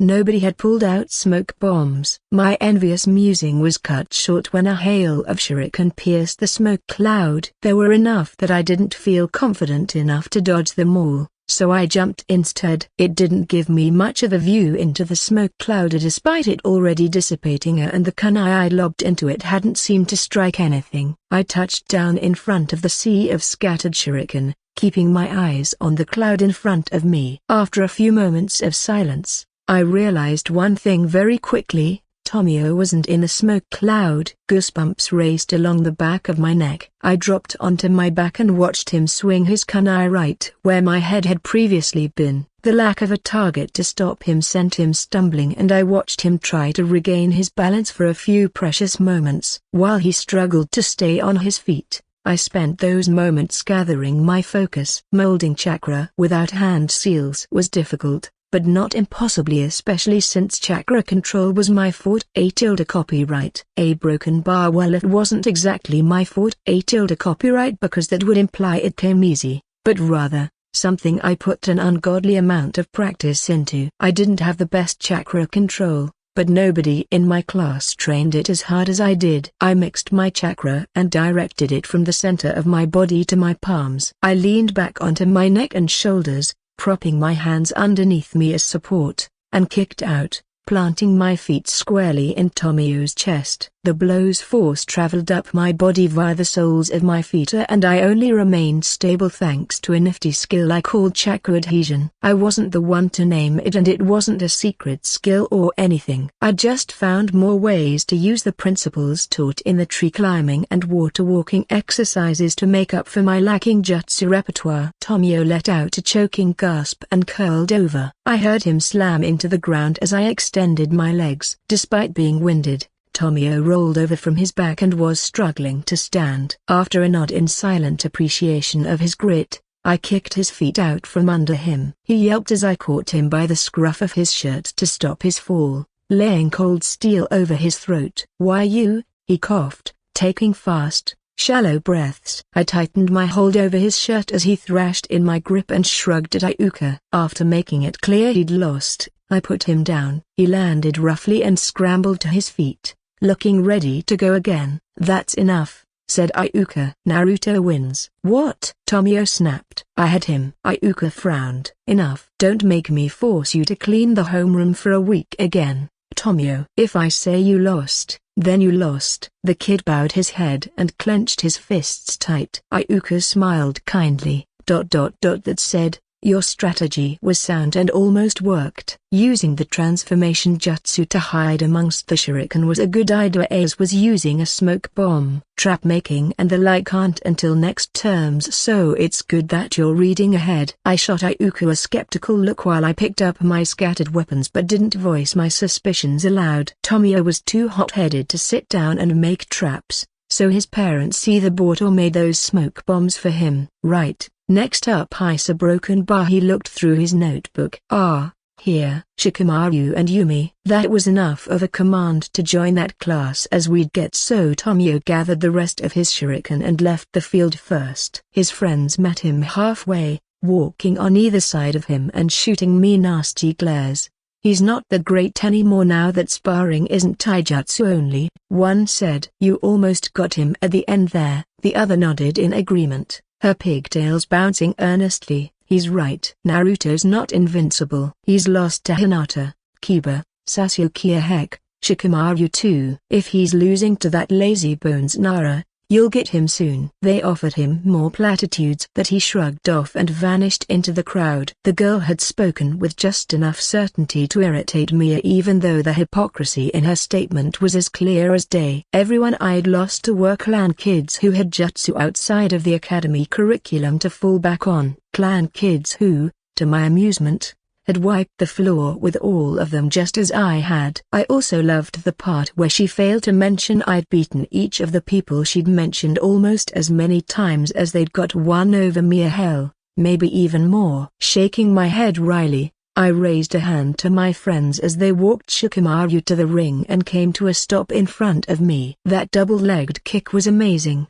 said Choji, turning to Shikamaru. "Do you know how much ab strength you need to pull off something like that?" Shikamaru snorted. "Enough to be a drag." "Do a lot of double-legged kicks in your spare time, do you?" I asked jokingly. He smirked. "Nah, my Shadowbind jutsu is enough." "It's really not." "I'll show you." He smiled and went to stand opposite his opponent. I tuned into Hinata and Choji's conversation as we returned, half listening to it as I waited for my annoyance with Shikamaru to run its course. Technically, Hinata was saying, it wasn't all ab strength. Choji tilted his head. "It wasn't. There was also some chakra involved," she replied. He stuck himself to the ground using his palms. He asked her something else that I tried to pay attention to, but just couldn't. Instead, I chose to turn my focus on the ongoing spar. It was frustrating to watch, and not because Shikamaru was losing. He wasn't. His fights usually went one of two ways: either he beat his opponent in under a minute with the Shadowbind jutsu, or he gave up. The latter only ever occurred when the odds were stacked against him, and given the current weather and the time of day we sparred, the odds were practically always in his favor. A few minutes later, he walked back to us with a pep in his step, and I couldn't help but think back to what Tomio's friend had said. Of all the names she mentioned, Shikamaru's annoyed me the most. She implied that he'd somehow made up for the deficiencies in his taijutsu. I knew he hadn't, but it didn't matter to the rest of the class. Most of all, it didn't matter to Shikamaru, something he'd made abundantly clear these last few months. He joined me under the shade of a tree, more smug than a rooster in a henhouse. "So, what did I tell you?" He grinned. I knew everything I needed to know from the look on his face. Taking it further with him would go absolutely nowhere. Knowing that, however, didn't stop me from clenching my jaw as I watched the next sparring match. Those shadows arcing across the track field were the only reason Shikamaru was winning, and one of these days, I'd prove that to him. Chapter 22, Chapter 14, 2, Hey, I have 50 chapters worth of words on Patreon and am mass releasing, so read these instructions carefully if you're interested in reading ahead. Go to patreon.com/eternallyeugen and go to collections A greater than the cycle of hatred. After that, enjoy your reading. In crumpled under a solid uppercut to the liver and fell into a crouch, exposing the back of her head to me. She looked up with tears in her eyes, her face immediately squeezing together in pain, and I winced at her feeble moans. It was things like this that unearthed my guilt at beating the brakes off little children. In my defense, I wasn't about to give her the time or space to use the mind transfer jutsu, so I watched her keel over, clutching the right side of her torso, and decided to put my kunai away. Please don't make me hit you again, I sighed. It'd make me feel bad. Screw you, you use Uzumaki, she gasped. If you knew you'd feel bad, why would you even hit me so hard? Because I'm not about to give you full control over my body to do who knows what. I offered her a hand up and waved to Iuka, who called our match to an end. Despite her earlier words, she readily took my hand and let me walk her to her friends. Shino passed me on his way to spar next, and I gave him a nod. Of all the clan kids in my class, he and Ino were the easiest to fight because their weaknesses were where I excelled best: close quarter combat. That said, Shino and his chakra-consuming bugs were a bit of a problem. His taijutsu was pretty average, but unlike Ino, he worked around the problem instead of hoping for a Hail Mary. After Sasuke, he was probably the best at shuriken jutsu. The sharp clang of steel behind me signaled the start of the spar. Ino's breathing eased somewhat and she began to walk on her feet, though she didn't stop leaning on me, something that had me raise an eyebrow. So Broken Bar, you seem to be walking fine, I said. What about it? You're the one who ruined my clothes with kunai. You injured me and now you're going to leave me on my own. What happened to fellow shinobi looking out for one another? She tutted in disappointment, and despite my best efforts, a snort escaped me. Maybe if you trained your taijutsu, that wouldn't have happened. She hummed. Maybe you can help me out sometime, you know, with you being the best at taijutsu and all. Sure, I replied easily. My classmates wanting to get stronger was always a good thing. Thing is, you'll have to condition yourself a bit more before I teach you the stuff you want to learn. I run with Choji every morning before school if you want to join. Choji? Her voice dropped a little. You know what? Never mind. I just realized I won't be able to. I help my parents set up shop in the mornings. Her instant change in attitude was strange, but I shrugged. Suit yourself. We fell into slightly awkward silence as I steered us towards her friend group. Sakura marched up to me with a stern frown and a crinkle in her brow. She took Ino out of my hands and turned to probably lecture me on excessive force. I didn't get to hear it because Ino silenced her with a hand and a small smile. Thankful, I gave her a nod and walked away just as I caught the beginning of a budding argument between the two. That went way worse than I'd hoped. Ino sighed. I cried when he hit me. He must think I'm not cut out to be a shinobi. It was a liver blow, Ino. People don't just shrug those off, Sakura replied. And honestly, I dunno what you see in him. He's violent and so full of himself. Sasuke is much better, stronger too. Is he though? Whoa, easy there, Sakura. Don't give me that look. I didn't say anything bad about Sasuke. He's still super handsome. Anyway, I'm not really sure. There's something just different about Naruto, you know? I'm sorry, but I don't see it, Sakura deadpanned. Like at all. She started to say something else but I wasn't around to hear it. I made a beeline straight for the tree my friends were sitting under, my mouth quickly drying at the realization Ino might have a crush on me. My classmates beginning to have crushes on people wasn't surprising. They weren't so childish anymore. Even if they had their moments, and to my irritation puberty was basically right at our doorstep. I wasn't looking forward to that at all, especially given how much older I was compared to people my age. I'd even heard mutters about confessions behind the school in the year above ours. Crushes and the like weren't something I was even going to entertain. Even if I had no intention of reciprocating, having one on me just made me feel slimy. If things went well, pretending to be painfully oblivious would do the trick. Not to mention this entire thing came completely out of nowhere. If anything, I was expecting it from Hinata, not Ino. You look like you've swallowed a fly, said Shikamaru as I took a seat beside him. What's up? Did Princess Ino demand you take responsibility for ruining her outfit? Very funny, I said dryly, skipping over him mentioning Ino. Who've you got winning this? Kiba or Shino? Kiba's a drag to fight, said Shikamaru. He's got way too much energy but he's an idiot. I snorted. His senses are miles better than ours but all he does is come at you over and over and over again. He pointed at Kiba attempting to Superman punch Shino, missing, and then following after him with an onslaught of wild strikes but Shino danced just out of range. See? You're not wrong. But Shino's taijutsu isn't the greatest. Kiba's superior there and his sense of smell counters Shino's bugs. Not exactly. If he stopped sticking to him for just a moment, then yeah, sure. But at the rate he's going, Kiba's going to lose from regular exhaustion or worse, chakra exhaustion. It took me a while to get what he meant but watching Kiba relentlessly chase after Shino helped me realize it. The parasitic bugs smelled exactly like Shino because he housed them inside his body. At close range, it wouldn't matter, but if he hung back, Kiba would be able to smell them out and pick them off his body. Unfortunately, he wasn't backing off or broken bar at all. Oh dear, Shikamaru snorted. We're lucky Shino doesn't know more about his bugs. I've heard some of the Abaram bugs carry toxins that'll have you in a straitjacket for life. Apparently,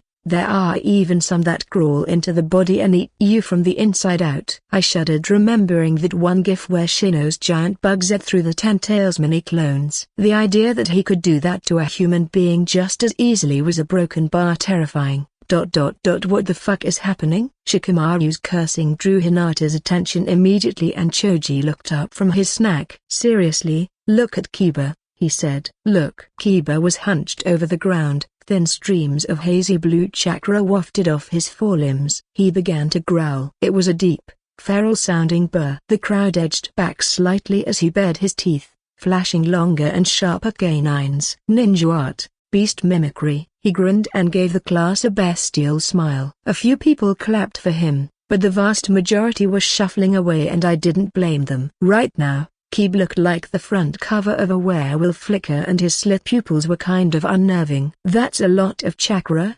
Hinata muttered. I nodded in silent agreement with her and turned to Shikamaru. "He's smarter than you're giving him credit for." "The chakra leaking out of his body is way too concentrated for the bugs to resist." "It's still stupid," he replied. "He's forcing himself into a pinch, and for what? Is he going to be happy he won when he wakes up with acute chakra exhaustion tomorrow?" "A shinobi should know when something's a waste of time and energy." "I think you're trying to rationalize your laziness," I replied. "Never said I wasn't." It was good that he was self-aware, otherwise, he and I wouldn't get along at all. Chuckling, I turned back to the match and watched Kiba bounding after Shino on all fours. His body bent at strange, unnatural angles as he avoided a volley of shuriken. Shino reeled in one of the metal stars and he twisted his neck to catch it between his teeth. To my shock, there was a sharp snap and Kiba barked out a steady stream of curses. No way that idiot thought biting down on a shuriken was a good idea. Shikamaru laughed. "He chewed right through it," Choji muttered. "That must take some crazy jaw strength." Hinata activated her Byakugan and winced. "He's cut up his tongue pretty badly. I punish you for that stunt, but I think you've done enough of that yourself." Iuka stood over Kiba as he spat out bloody globs and shards of metal with a long sigh. "Head over to the infirmary, Kiba." "May I accompany him, Sensei?" Shino asked. "Please," Iuka replied. The class sniggered at Kiba's misfortune as he trundled away. He flicked through his notebook. "Oh, this is going to be a good one." "Naruto and Sasuke, please step forward. Well shit," I muttered under my breath before throwing up a grin. "Here we go, I guess." Choji squeezed my shoulder for good luck and Hinata sent me off with a smile. "No parting words for me?" I asked Shikamaru. He grinned. "Don't try to chew shuriken. Kiba's an animal and you see where that got him." That got a loud laugh out of me and half a dozen heads snapped back, all of them being part of the Sasuke fan club. "I bet he thinks Sasuke's a joker. Well, he'll show him." "I bet Sasuke's going to be Rookie of the Year." "Not him.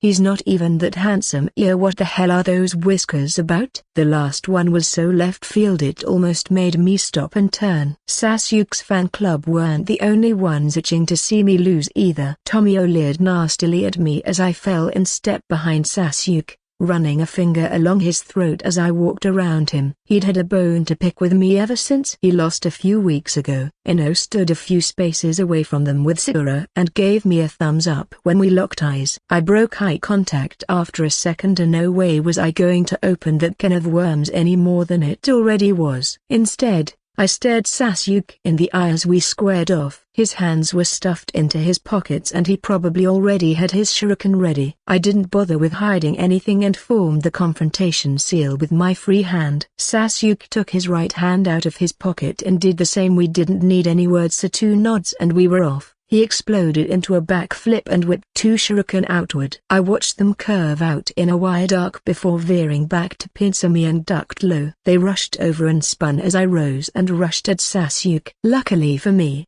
I spotted the wire strings clutched between his fingers in time. They were thinner, almost invisibly, but after noticing them once, the optical illusion wore off and they became easier to see. I looked back at the shuriken whirling through the air. Sasuke yanked them back in a straight line and layered one atop the other, casting an identical shadow on the ground. Squatting deeply, I waited for a beat to mold my chakra and directed it to my feet, soaring much higher than I'd be able to with physical strength alone. I righted myself and launched my kunai through the shuriken the minute they came into range, pinning the stars to the ground. They spun madly around the blade before clanging to a stop. I weaved through a few or so hand seals as I fell and simultaneously molded my chakra. 4 identical clones materialized beside me in a smoky rush. Using the cover, I cast an additional jutsu before launching a volley of shuriken at Sasuke. He hopped back, deflecting any stray shuriken, and lurched forward to find me amongst the clones I'd summoned. With my clones at his front and me at his back, I was guaranteed at least one good hit before he realized I'd pulled the wool over his eyes. Unfortunately,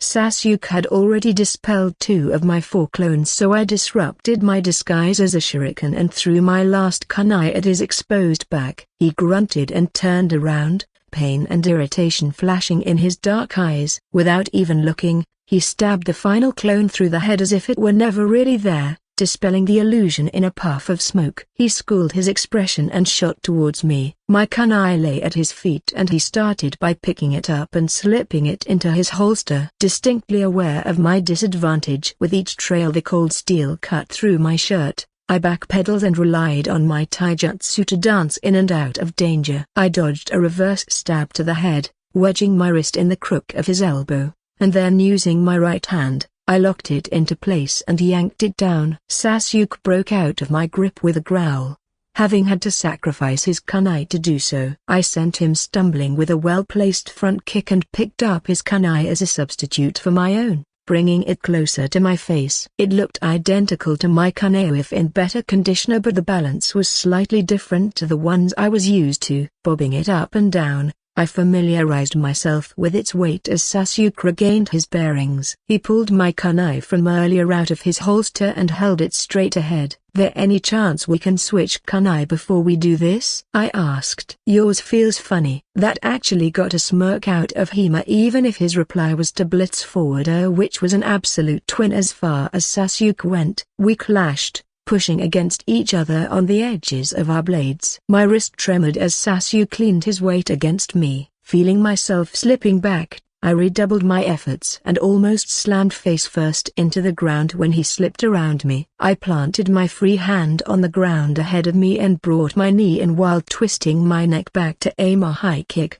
Based on the little I could see, he was slinking to my right, so if I timed this right, a broken bar, I felt my heel collide with the inside of his wrist, sending his kunai sailing way out of range. Sasuke took the chance and slugged me right in the face, destroying my balance. Raw, burning pain flashed across my face and I blinked away inky blotches as I sat up. My kunai must have slipped out of my hands because I watched him boot it across the field, leveling the playing field. After wiping the tears out of my eyes, I clenched my empty fists and settled into a solid stance. With no weapons left, an intangible mutual understanding passed between us. The next exchange would decide the winner of our spar. Everyone and everything fell into taut silence, from the Sasuke fan club who were so vocal at the start of the fight, to my classmates yelling encouragingly from the sidelines. I heard my labored breathing in my ears and slowly circled to my left. Sasuke did the same,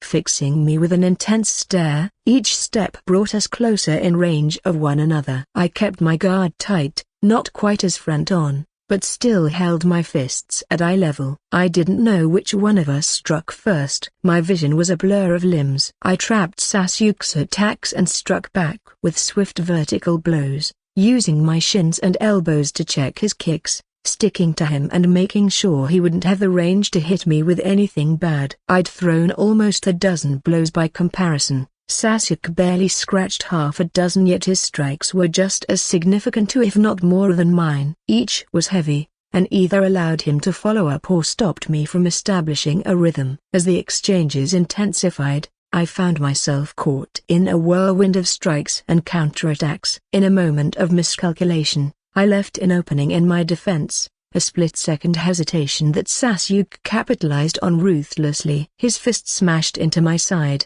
glancing my liver and driving the air from my lungs. I staggered as a wave of pain radiated through my body, crippling me for just long enough. Through the pain, I felt a sympathetic pang for Ino as I sagged onto a knee. This had to be karma for ignoring her thumbs up or something. Either way, Sakura was right. A liver blows sucked to be on the receiving end of. Before I could fully recover, Sasuke pressed his advantage, closing the distance between us with lightning speed. Despite the pain, I gritted my jaw and rose, still half curled over and pressing my elbow against my liver to protect it. His strikes came at me fast, each one finding its mark with alarming accuracy. The first few slammed against my arms and shoulders. I tried to evade, but blocking proved to be all I could do. With a final, devastating blow, Sasuke slammed a left hook through my guard and struck my liver a second time, sending me crashing to the ground. The impact reverberated through my bones, leaving me gasping for breath as I struggled to push myself upright. I looked up at Sasuke as the pain set in. His expression was mostly unreadable, save for the glimmer of triumph in his eyes. I continued my struggles to sit up and froze completely when he offered me a hand. The gesture sent his fan club into a frenzy and their compliments and applause clashed in a wave of noise. "This one is Sasuke's win," said Iuka, walking up to us. "Well fought, the both of you. I reckon you guys could take some of the 6th years and win." Sasuke nodded at the praise, though he couldn't hide the small smirk under his hair. "Well, it's a shame they don't do early graduation anymore," I joked, taking a deep breath. He laughed and told us to join the rest of the class. Halfway there, I'd recovered enough to walk on my own, so Sasuke let me go and gave me a firm nod. I returned it, as was our strange custom after sparring. No matter how upset either of us was at the end of a fight, we'd offer each other that much respect. Ignoring the stupid comments and remarks from my classmates, I joined my friends under the tree. Choji lightly punched my shoulder. "Way to go. It was a really good fight." "Yeah, it was," I replied with a smile. That said, something scratched at my chest, refusing to let me calm down. I felt a broken bar, frustrated, which was natural, I supposed. After fighting as hard as I could, I didn't like coming up shorter, not after the countless hours I put in every day. "You'll get him next time." "It was a super close thing," said Hinata. I lightly traced a finger around the hidden whirlpool emblem on my left shoulder. "I'll have to step up my training. I've been letting my taijutsu skills rust." "You down to help out?" "I'll make time," she said with a firm nod. Shikamaru shook his head. "What's the point in all that effort, though?" "What do you mean?" "Listen," he said. "I don't think it's worth it. Who's to say you'll beat Sasuke after sacrificing your time and energy? I've done it before. And look at you now." Shikamaru raised an eyebrow. "You might have beat him before, but you've lost now. Say you guys fight, and you win. What then?" "There's no guarantee you beat him after that. Then you'll be right back where you started, spending 2 weeks on training before realizing you've forgotten about Usa broken bar again." I frowned but remained silent. Getting into this with him was about the last thing I wanted to do. For a few tense seconds, he stared at me and I stared back. Hinata and Choji hovered around, unsure of what to do, until I broke the tension between us with a sigh, gingerly rubbing my side. Contrary to how his words made me feel, I actually liked Shikamaru. He was witty, generally not a bother to be around, and could be pretty observant when he felt like it. But there were things about him that I didn't like, namely his obsession with doing the very bare minimum. For all his smarts, he rarely thought about the future, content to laze about because why not? As if the world wanted him to prove him right, Iuka called him up for the final spar of the day. After his fight,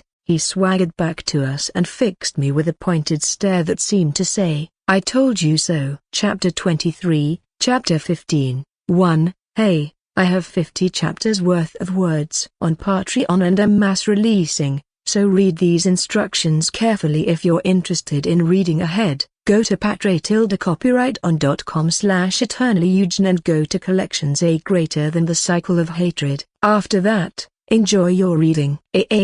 My day started before most people even woke up. It had to if I wanted to get strong enough to live a long life here, but that didn't mean I enjoyed it, and sometimes, just getting out of bed was tough. Even though winter had started to give way to spring, we were still in duvet weather, making my early start that much more difficult. The covers would get caught between my toes or I'd be a little too warm to want to leave my bed. It wasn't an ideal situation in the least, but that's where my contingency came in, a horrible, shrill alarm clock I bought at a flea market a few months ago. Bringing my fist down, I slammed the damned thing into blissful silence, watching it thud to the ground. It was oddly resistant to damage, which I guess made sense. If I ever made an alarm that sounded like that, I'd make sure it could withstand a tumbly, but maybe it was the flea market effect. Most things I'd bought from them in this life and the last seemed to be stupidly durable. I ate a quick breakfast with 2 hours remaining to complete my morning training. The run to and from the park took around 20 minutes. So it was closer to an hour and 20 minutes rather than 2 full hours, which was fine. It wasn't as if I'd achieve anything particularly groundbreaking in 40 minutes that I wouldn't in an hour and 20. Unsurprisingly, there were countless public parks in the Hidden Leaf, and they had it all: small streams, and a deep earthen scent accompanied by almost as much wildlife as there were trees. Not to mention the amazing views. The one I frequented was on the east side of the village and had all the above if not more. A long, winding stream weaved through it, winding back around to Hokage Mountain. Shrugging off my trackie, I started with some stretches after my run to the park and immediately got to work. Today was a rest day as far as rest went for Shinobi. The academy had a gym on the ground floor that was free to all students, and it was where I got the majority of my weight training. Not today, though. I hopped onto the canal, wandering along it while I thought, adjusting the chakra output accordingly. I'd more or less got the hang of water walking. Things got shaky when crossing rapids, but it wasn't as if anyone really ran over water outside of fights. Most of the time, bodies of water functioned as leverage for jumps rather than a surface to travel on. Once my chakra network was sufficiently warmed up, I left the canal and walked over to a particularly tall tree. I traced a hand over the many foot-shaped indents coating its trunk with a fond smile. As it always was, the tree would be the perfect training object. It was insanely wide and thick, so there was no way I'd topple it with what I'd come here to do. I'd managed to figure out 2 very useful chakra skills that I wanted to train: chakra adhesion and repulsion. Well, repulsion more so than adhesion. I wasn't able to use it in combat yet beyond boosting my jumps as I'd done against Sasuke, so the best remedy for that was to get it to a level where I could. If I'd learned anything during the sparring matches, it was that I had to find a way to get ahead again. The fights between me and some of my classmates had become closer than I'd liked. I knew it was inevitable. They had so many resources, like specifically tailored training to bring their skills up to par, not to mention jutsu they'd be able to use throughout their careers. The academy taught us jutsu, sure, but they didn't teach anything about nature releases in a practical sense. They didn't have the personnel for it, especially after the Ninetales rampage, and even if they did, why teach valuable jutsu to people not even guaranteed to make genin rank? The more I thought about it, the more it made sense, which sucked, because I sure could use powerful jutsu these days. No matter how I looked at it, chakra manipulation was the only way to get any immediate benefits to use in sparring. Its biggest benefit was in ninjutsu, but since I didn't know any useful ones,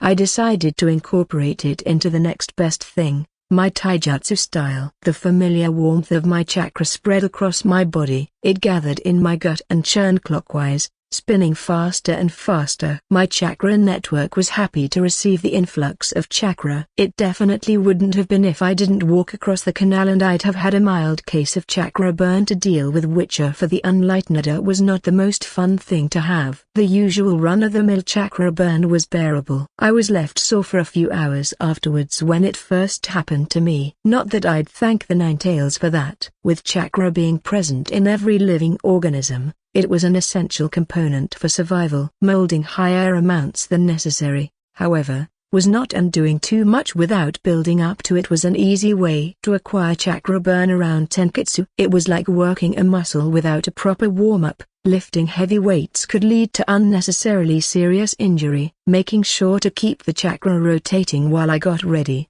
I took a stance that was part boxing, part Wing Chun. I kept my right foot back and led with my left, with my elbows tucked in to protect my ribs. Rather than clenching them, I held my hands open ahead of my face and eased out a calming breath. I couldn't afford to let the nerves take hold. My chakra would react to it, making this a nightmare for me. I slid my left foot forward and struck the tree trunk, funneling as much of it as I could control through the limb. A soft crackling registered in my ears before I was blown away, my shoulder rotating outwards and over my head. I stumbled back and barely stopped myself from toppling over. Didn't expect it to kick like a damn mule. I muttered and shook out my tingling armor. It was beginning to numb like I'd slept on it all night. A few wooden chips had found their way into my palm. I picked them out of my hands and stared at the palm-sized print seared into the splintered tree trunk. If a single hit did that to a tree, I wondered what it would do to a persona broken bar. Shuddering slightly, I picked the rest of the chips out of my hand and wiped the blood on my jogging bottoms. It took my noticing the bloody pinpricks pooling all over my palm for me to realize chakra repulsion was a pretty flawed technique. It was bastardized chakra enhancement, to be honest, to and with my current level of control, it wasn't a smart thing to be doing. The backlash sucked, which immediately made it a technique to use sparingly. But maybe I could circumvent it by using chakra adhesion to root my lead foot to the ground. That way, I could drive all the force into my opponent. I looked at the tree in apprehension and my shoulder gave a little twinge at the thought. I certainly wouldn't be trying it today, but with some modification, it could be a technique worth pursuing. At least chakra adhesion was faring better under the microscope. It was perfect for my taijutsu style, adding another layer of complexity to it. Grapples became a lot harder to escape, giving me almost complete domination at close range. Ironically, Hinata suggested the idea to me a broken bar and then proceeded to block my tenketsu and show me exactly why I shouldn't rely on it. In all honesty, seeing how much she'd improved frustrated me, but I'd be lying if I said I didn't know it would happen eventually. There was only so far I could go a linear, but that wasn't to say I was down and out quite yet. Since my loss against Sasuke,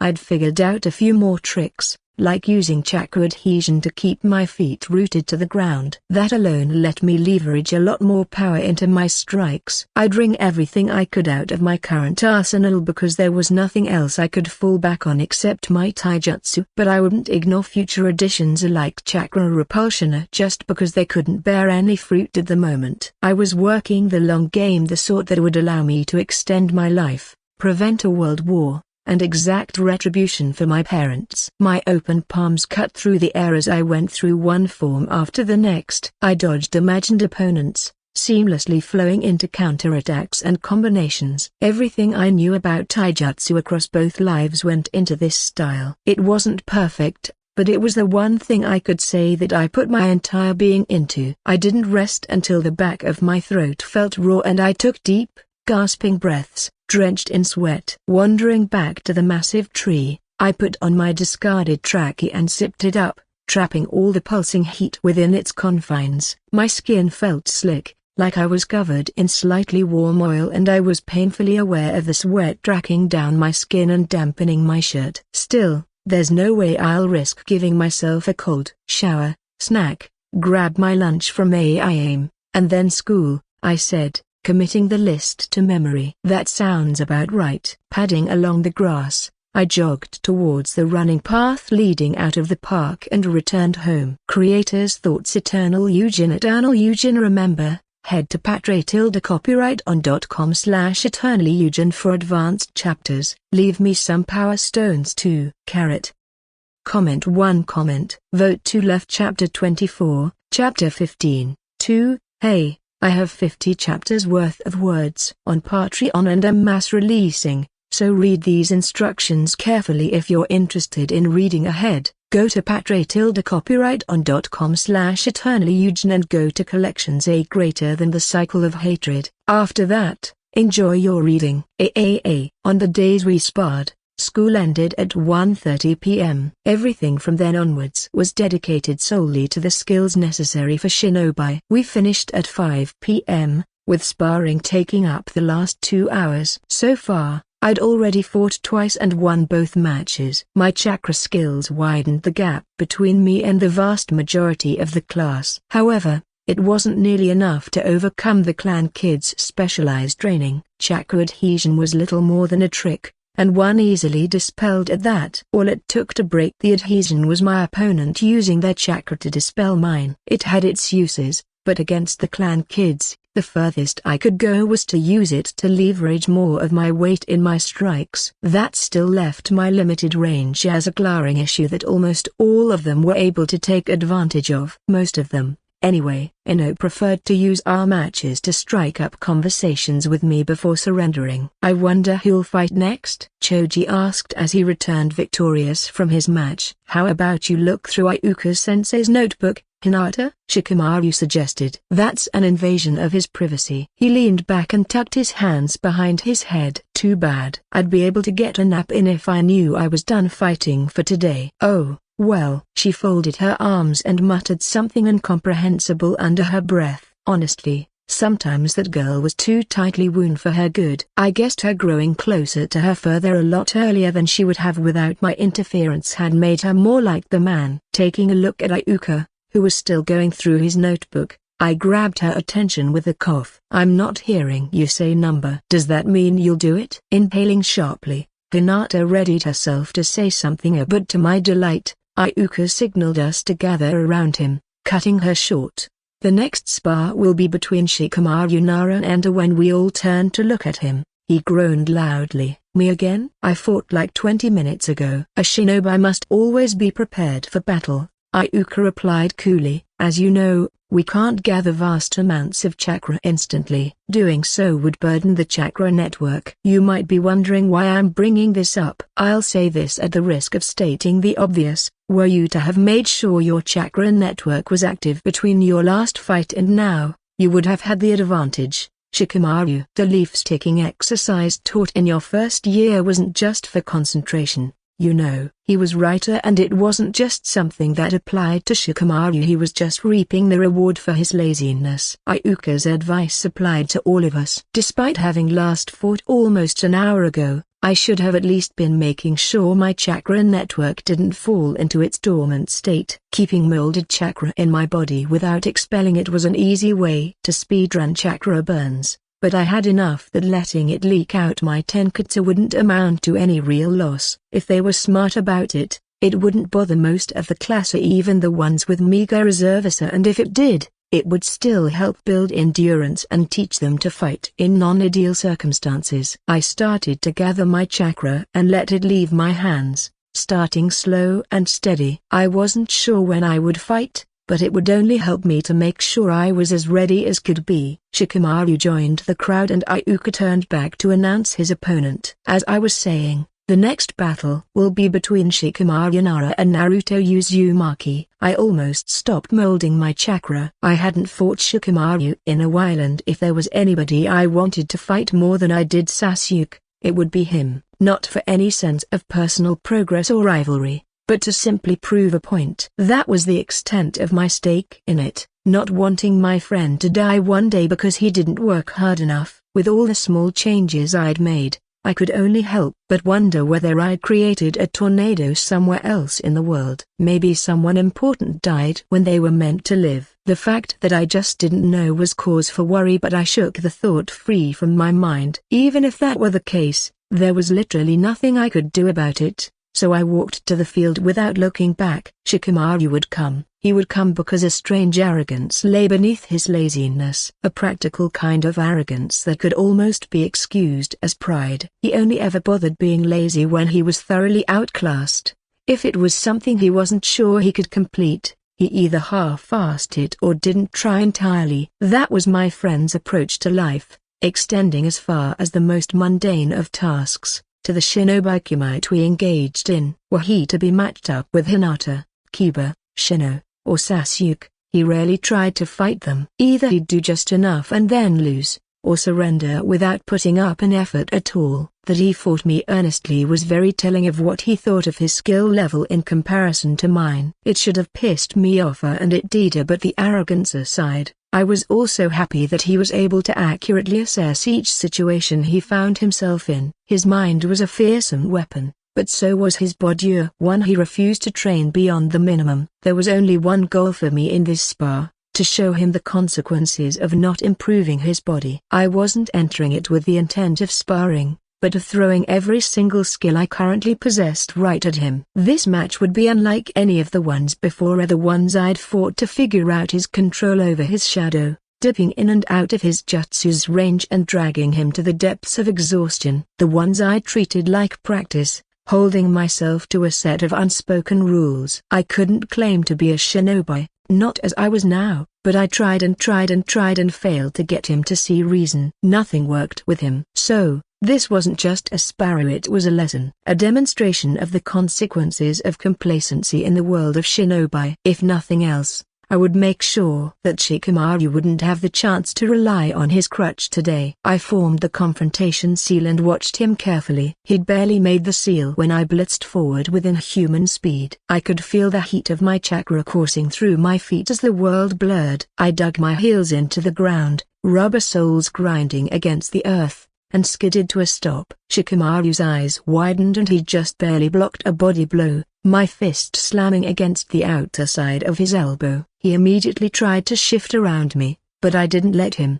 gripping his forearm and reeling him in. With my kunai against his throat, I leaned in close enough that only he could hear me. "You're dead." I felt his gulp through the hilt. He broke away in a single jerky motion, bringing his hands together. Not that I'd let him mold his chakra, let alone weave hand seals. I rushed after him and closed in again, smashing a fist through his gathered hands and doubling him over. Backing away, I got ready to load up a kick but only got as far as chambering my leg before I stopped. Shikamaru lurched forward, still bent over, and I caught the glint of steel. Lowering my foot, I brought up my guard and cupped the blow, once again using chakra adhesion to guide his wrist off-center. He dispelled my unnaturally strong grip by cycling his chakra and directing it to the affected area. Too bad for him, I was already holding onto his arm without the help of my chakra, but he deduced the source of my unnatural grip strength. His doing so only proved why I had to get rid of his irritating work ethic even more. He smirked in self-satisfaction as he disrupted my chakra flow and I immediately slammed a fist into his face,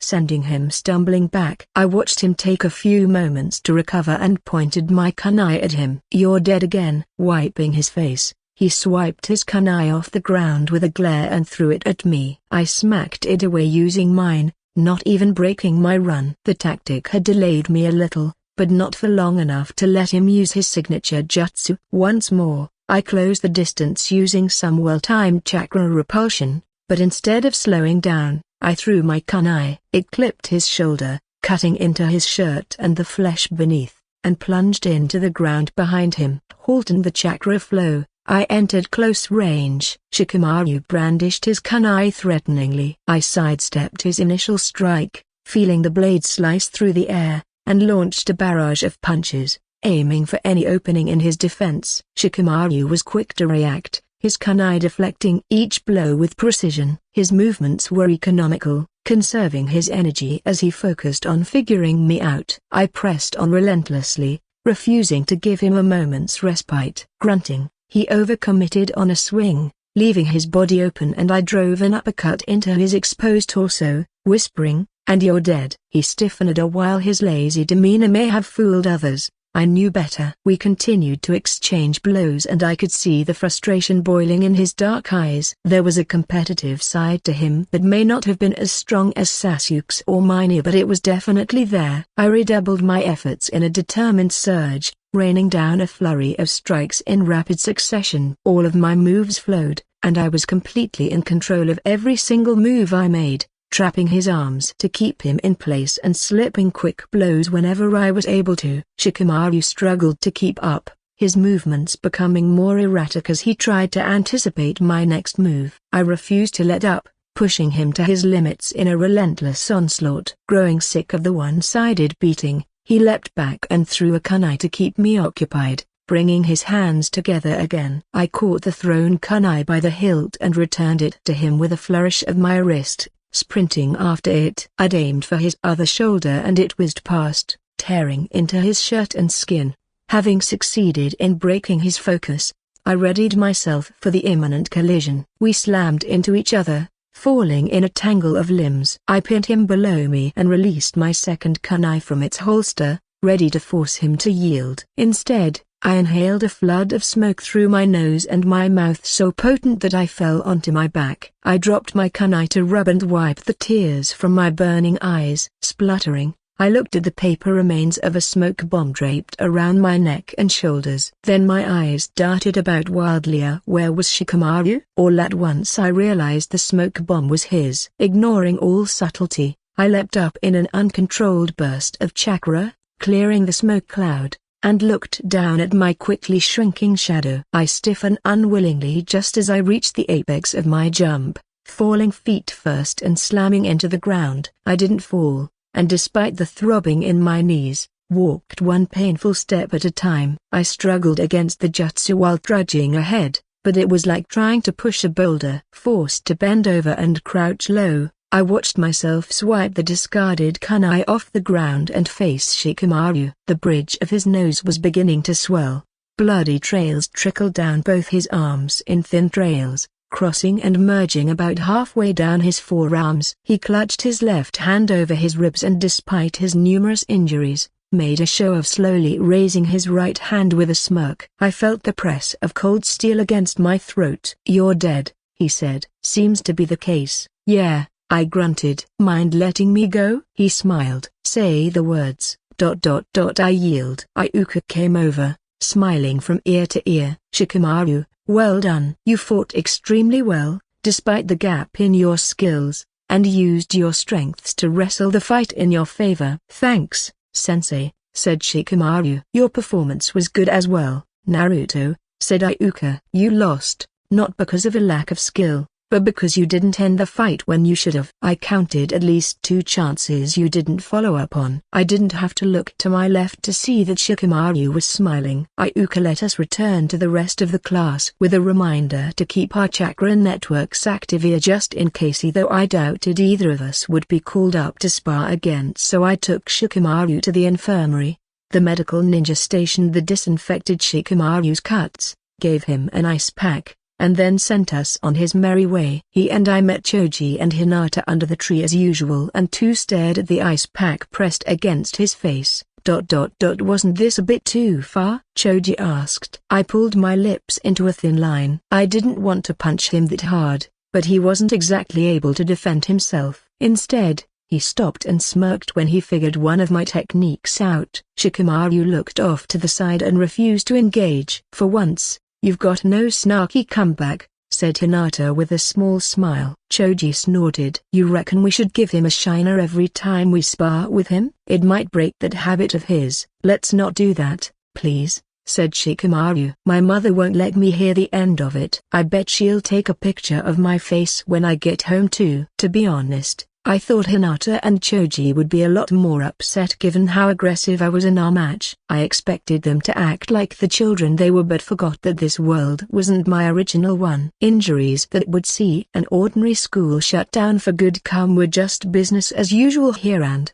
while I'd acclimated to the world for the most part, I'd forgotten the academy wasn't an ordinary school. I lost myself in my thoughts for a while as I replayed the spar with Shikamaru. A voice broke through the din, calling out names for the next match. My ears perked up as I heard Sasuke's name being called, followed swiftly by Shikamaru's. I blinked in surprise, my mind struggling to process what I had just heard. Sasuke against Shikamaru? The idea seemed surreal. Shikamaru had only fought twice so far, and his second fight was the only one to give him any difficulty, but Sasuke, a completely fresh Sasuke facing off against Shikamaru, no less. It was a matchup I hadn't expected and one that piqued my interest. As the crowd around me began to stir with excitement, I watched in anticipation as Sasuke and Shikamaru made their way to the center of the training ground. The atmosphere crackled with tension, mounting until the match began with Sasuke moving with a level of speed and agility that left Shikamaru struggling to keep up. I couldn't help but be in awe of his skill. His strikes were precise and carefully calculated to exploit Shikamaru's injuries and lack of comparative skill. Despite being outclassed in terms of speed and power,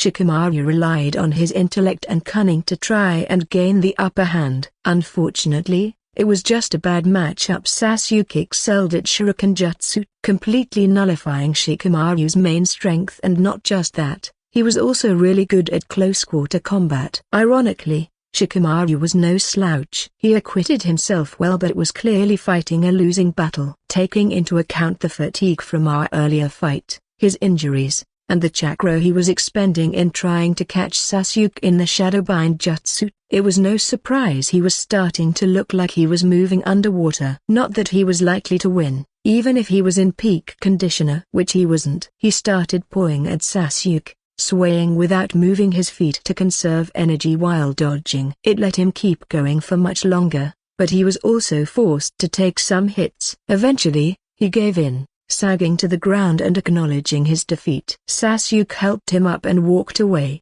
leaving Shikamaru alone on the field. They weren't the last spar of the day, so I volunteered to help bring him back. Pulling him to his feet, I slipped under his arm and leaned him on me as we walked back. He sure did a number on you, huh? I remarked. Shikamaru grunted. You did well against him, but I'm going to be honest, your chances of beating him on a good day aren't all that high. I was quiet for a moment. Today wasn't a good day for you, no thanks to me, anyway, and for that, I don't apologize, but you know what? I was met with silence, which was a little off-putting. Still, this was something he needed to hear. He wouldn't like it, but there wasn't a better moment for me to hammer home everything I'd been telling him for the last year and a half. If you trained as hard as you tried to win that fight, you would have beaten him. We both know this isn't about that fight or our fight. I've been telling you this for a while. Your entire work ethic isn't one a shinobi should have. You've probably already heard from your parents, me, and Iuka-sensei, but at a certain point, you've got to ask yourself whether not working hard is something you'll regret. If you don't work hard, you only have yourself to blame when you come up short, whether that's here and now,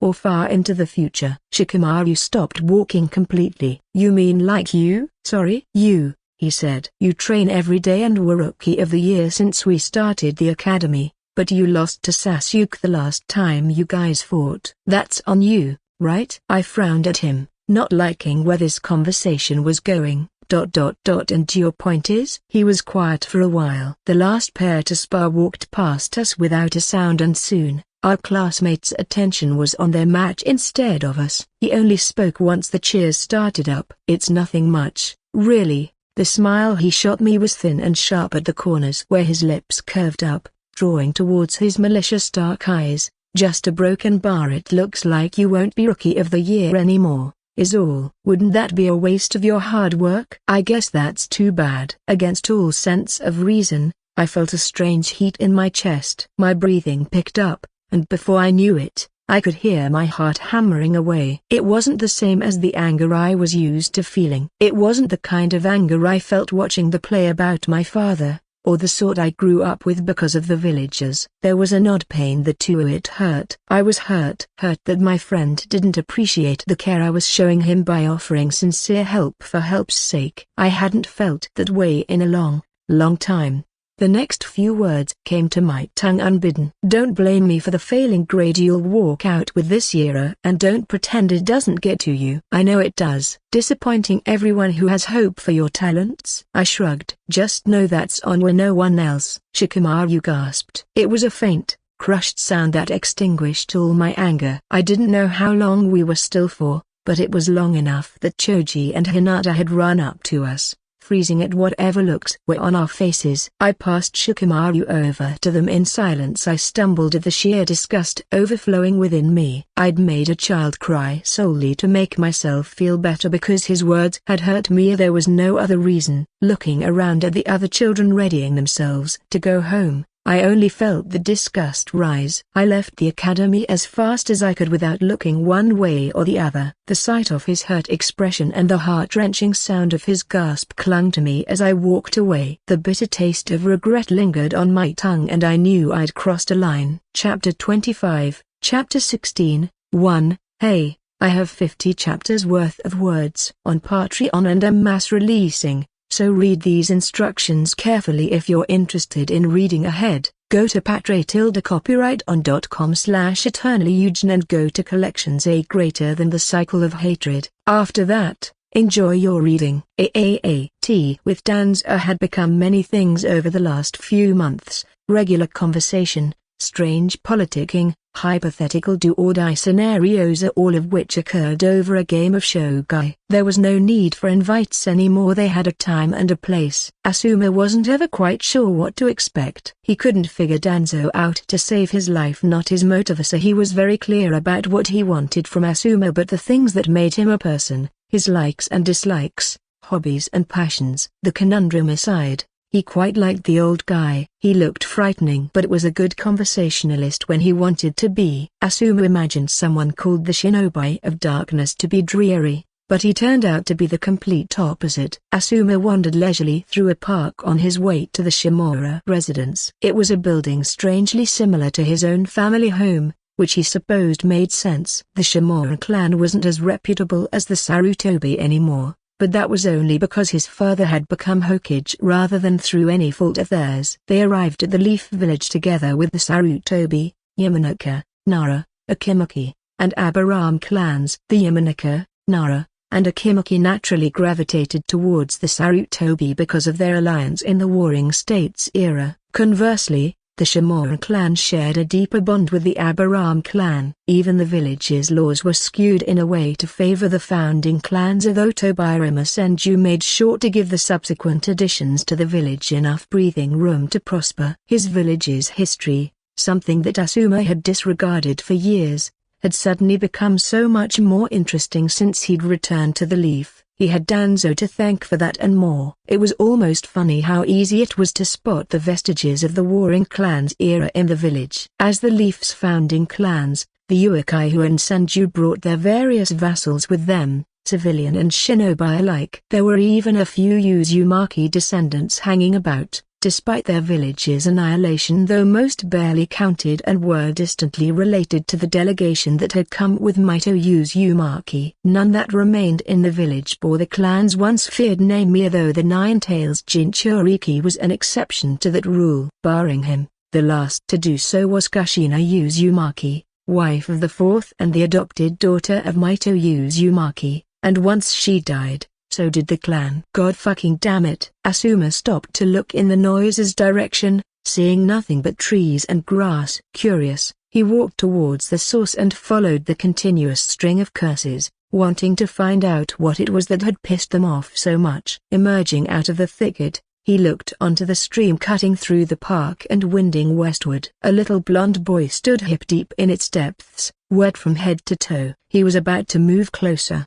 but stopped when he saw the boy's face. Those whiskers were unmistakable. Almost any civilian off the street would know who the boy was from those whiskers alone, but because Asuma was the son of the Hokage and a Jonin, he knew just a bit more. He was the son of some immigrant Uzumaki woman who'd arrived shortly before the sacking of the Hidden Whirlpool. The civilians hated him because they thought he was the Nine-Tails reborn and the bringer of the Fourth's death. In reality, he was the unfortunate Jinchuriki of the beast that had killed his mother and countless people. The civilians didn't know what the difference was, but a simple library visit would have cleared most, if not all, of their worries. Asuma could understand why they didn't do so. Emotions were complicated things. Many people lost family to the Nine-Tails, and for some, it was easier to displace their grief onto the literal representation of the fox rather than confront it. He wasn't exempt either. For years, he blamed his father for his mother's death, despite her willingly going to defend the village. His relationship with his father would never be the same because of everything that had happened since that night, but the boy was completely blameless. Asuma stayed hidden among the thicket for a few minutes while a numb grief resurfaced within him. The boy reached into the stream and picked up a handful of pebbles. Holding out his left arm, he placed them along his forearm in a row before dropping the arm by his waist. The pebbles defied the pull of gravity and remained stuck to his arm, even as he dipped below the water to grab another handful. "Okay, broken bar," the boy breathed, lifting a foot out of the stream and setting it on top of its surface. One more time, using it as leverage, he lifted his other foot and did the same. Water walking at his age was already insane enough, but sticking pebbles to both arms while doing so almost defied logic. Spellbound, Asuma continued peeping between the trees, watching the boy take tentative steps across the water. He waddled around, each step uncertain, before standing still for a few moments. Asuma watched him for a few minutes. He waded across the stream, getting halfway across before he fell waist-deep into its depths. He had little to gain from keeping up to date on the village's recent prodigies, but surely this was ridiculous. He looked 10 at best. It was strange to see a child performing advanced chakra exercises in a time of peace. But regardless, if he stuck it out with his chakra training until he became a genin, Naruto would see the benefits his patience would bring. Whatever he chose, Asuma hoped the kid wouldn't regret it in the end. 15 minutes later, he exited the park and passed under a tall gate. It was wide enough for 5 people to walk through simultaneously and marked the beginning of the steep stone staircase leading to the Shimura residence. He reveled in the embracing sense of familiarity as he walked the streets, stopping in front of a large building raised half a story above the rest. 2 men stood guard at the front gate, each standing on either side of the open entrance. They wore matching black kimono with simple olive green patterns, covered by a similarly green skirt-like garment tied at their waists. Rather than the streamlined shinobi boots, they wore more traditional wooden sandals and carried 2 single-edged swords, one long and one short, on their waists. "State your purpose, sir," said the one on the right. Before Asuma could do so, his taller, bulkier friend spoke up. "Idiot. That's our lord's esteemed guest, Lord Asuma Sarutobi." He was glad that the guards weren't wearing helmets because the shock on the first guard's face was too amusing to be hidden behind a faceplate. "You goddamned fool." The second guard turned and offered him a deep bow. "Sir, I apologize on my partner's behalf and will make sure he suffers the appropriate punishment for his ignorance." "Please, enter. Lord Shimura awaits you in the tea house." "Go easy on him, will you?" said Asuma. "The man's just doing his job." He walked between them after accepting their bows with a shorter one of his own and followed the paved path around the main building. In his opinion, civilian vassals were little more than a formality from a time when clans waged on one another. Even that was already a distant memory held onto by a few not long for this world. His father and Danzo barely counted among their number. The samurai of today were once little more than civilian vassals and existed as weapons for wealthy families to use, be they the clans or nobility. When Hashirama Senju and Madara Uchiha unified the lands now known as the Fire Country, enough vassals expressed dissatisfaction with their lot in life and proposed a nation of their own. In his kindness, the Leaf's first Hokage offered them what was known today as the Land of Iron, alongside the very fundamentals of chakra manipulation to make of what they will. Despite the harsh climate, the ex-vassals eagerly accepted and made off in a mass exodus from all over the world, settling between the Land of Lightning and the Land of Grass. Within a handful of decades, they had become something of a neutral party and were strong enough to ward off any invasion from their immediate neighbors. They were a neutral party in all shinobi conflicts, a feat merited solely by their strength. While not all the vassals left the families and clans they had sworn oaths of allegiance to, the complete change in how the nations waged war meant there was little place for civilian vassals except dealing with other vassals or acting as political symbols rather than a military force. Because, in the end, civilian vassals were only skilled civilians. The samurai, meanwhile, were in a class of their own, and the strongest among them could easily hold their own against elite jonin. Danzo sat cross-legged, waiting for him on the opposite end of a low table. His tea room was old, visibly so, with wooden shutters for windows and tatami flooring. Another civilian guard outside, barely visible through the translucent paper of the door, closed the door shut behind Asuma. There was a second cup of tea before the shogai table, wafting steam into the air. He sat atop the marked pillow opposite the old man, bowing slightly. "Elder Shimura." Danzo smiled and returned the bow. "Asuma, how has your week been, my boy?" "I hear you've been searching for missions to put yourself on." "I hope the search has been going well." "It's a broken bar, not the best," he said with a grimace. "Higher-ranked missions are hard to come by, especially given my circumstances. I've also got a hearing with my father and the Jonin commander next week that might bring an end to my job hunting. It's not exactly a court-martial, but I'm guessing they'll be bringing up my reasons for leaving the village and whether I'm still loyal or not. Don't give up hope." To be quite frank, if you didn't return with boons for the village, you would have faced punishment instead of a disciplinary hearing. When you left, It was only through your father's hand that you weren't branded a rogue shinobi. Asuma sighed.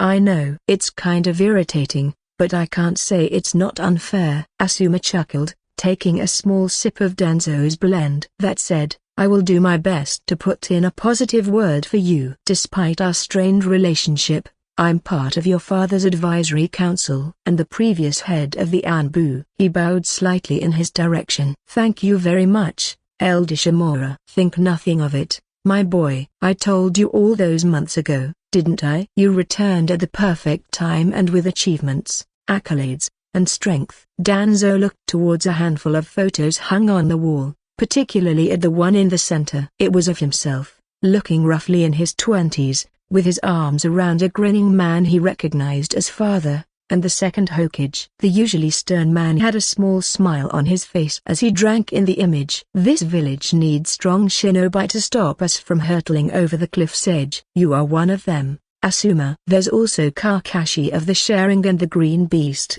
Might Gai, and the newly minted Genjutsu Mistress, Kurenai, two of which are S-ranked shinobi, and I reckon I'll probably make S-rank in a few years, said Asuma. The majority of our jonin are high-quality, well-rounded shinobi. And yet, it is simply not enough. There are far more genin and chunin due to the Nine-Tailed Knight, and the only Tokubetsu jonin likely to ascend are the Snake's ex-disciple, Anko Mitarashi, and the late 4th Thunder Squad, Genma Shiranui, Raido Nanashi, and Iwashi Tatami. Do you understand my point, son? I hear you, he said after a long moment. We've always had a lot of genin and chunin, but there are fewer jonin now than ever, and that's including the Great War. So few that if another one breaks out, we'd all go to hell in a handbasket. It's a possibility that's looking more real with every day that goes by. Have you heard the rumors of a change in leadership on our border? My contacts in the fire capital tell me the land of rice fields is now officially the land of sound. I have,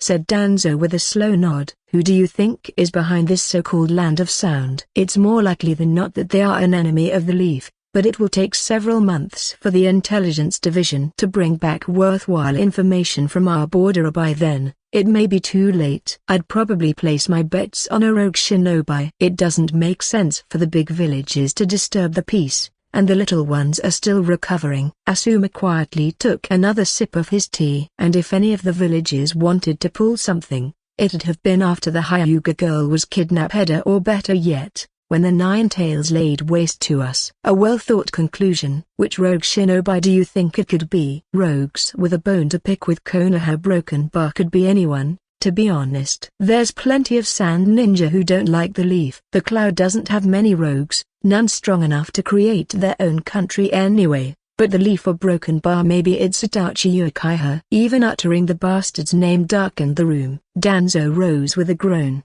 leaving his cane behind. He pulled the teapot from the table and onto the tatami flooring. Walking over to the cupboard pushed into the corner of the room, he returned with a bottle of sake and 2 small saucers. After pouring a serving for both of them, he handed Asuma his drink. You were saying? Well, who's to say the Uchiha were enough for him? I'm not sure, but that kid seems twisted enough in the head for that, and he's probably only grown stronger. He's what? 17, 18. Danzo clicked his tongue. It takes more than power to create a force that will endure, and if there is one thing Itachi Uchiha is not, it is a leader. I will not rule it out as an option, but it seems unlikely to me. Other than him, I guess the only other big rogue is Orochimaru. Asuma finished his serving and refilled it before he spoke again. Things sort of went downhill after the 4th Hokage beat him for the position. Sure, he was conducting human experiments the whole time, but it's like he stopped caring about getting caught after he fell out of the running. Surely he's not petty enough to try and destroy us because he didn't become the Hokage Broken Bar, right? Yeah, Broken Bar would not put it past him.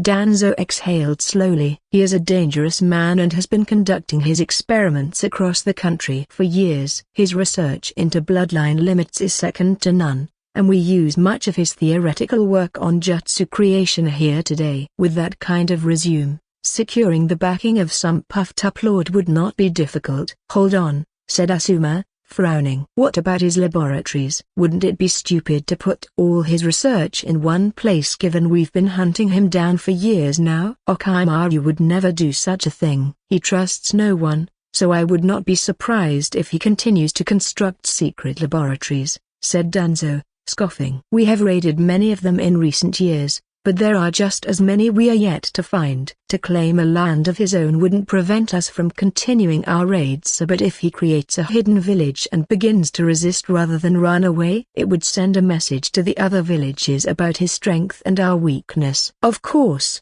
this is all conjecture. Until the intelligence division returns with their findings, the identity behind the Land of Sound's leader will remain a mystery to us. I only pray we have more time to prepare the next generation of Jonin. He stared into his saucer. Peace never lasts. Even if we're not at war, someone's doing something that might provoke someone else and drag us into the resulting mess. It's a vicious fucking cycle. Aye, that it is. But if you refuse to join it, you will be a victim to it, which is why I will do my best to turn a hearing in your favor. Putting you on probation would dull your edge, something that we cannot have. Our enemies sighting you will disabuse them of any fantasies they may have of waging war on us. I'm pretty much in top shape, said Asuma with a small smirk as he moved his game pieces to counter Danzo's assault. Sure, I've been resting for a little bit, but I'll be fine so long as I stretch my legs a little. Something you should probably do, Elder Shimura. There was a lot you could learn through how a person played Shogai. It was a battle of wit,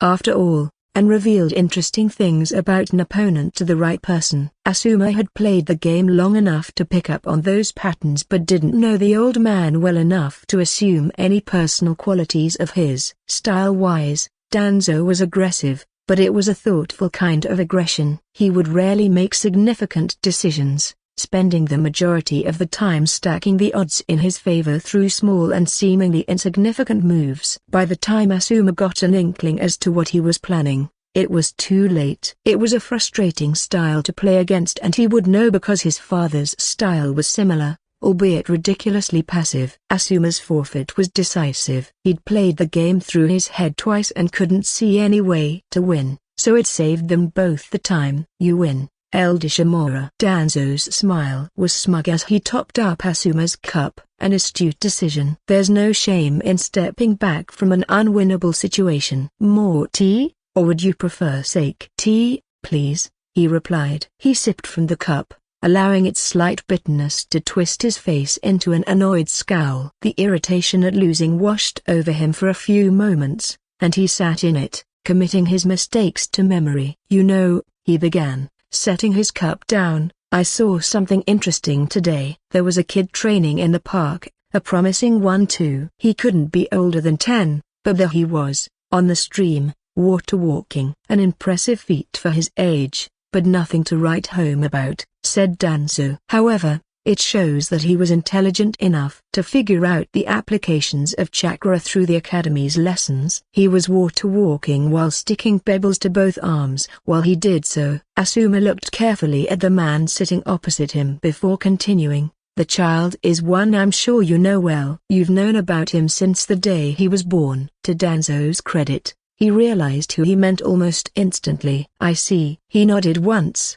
thumping his cane against the wall. Asuma turned back to see the guard stationed outside the tea house get up and walk away. You may speak freely now. It's the Ninetales brat, Naruto Uzumaki. Danzo blinked his soul eye in surprise. Truly? That's certainly good news. Excellent news. In fact, what do you mean? If this is about his seal, you have nothing to worry about. I was among the few present when Jiraiya inspected. It has been drip-feeding him the demon fox's chakra while keeping the beast tightly shackled for years now. Asuma shook his head. Forget his seal, I'm talking about him. The boy? Danzo leaned forward. What about him? He's a genius, a prodigy, and you know that mess that could cause. Asuma breathed out slowly. I've seen enough geniuses to know that being one isn't always good, always rushing to things without listening to anybody's advice. But he will one day become a weapon for the Leaf against our enemies, said Danzo. Surely you see the merit in capitalizing on his mind while it is at its most plastic. By the time he graduates,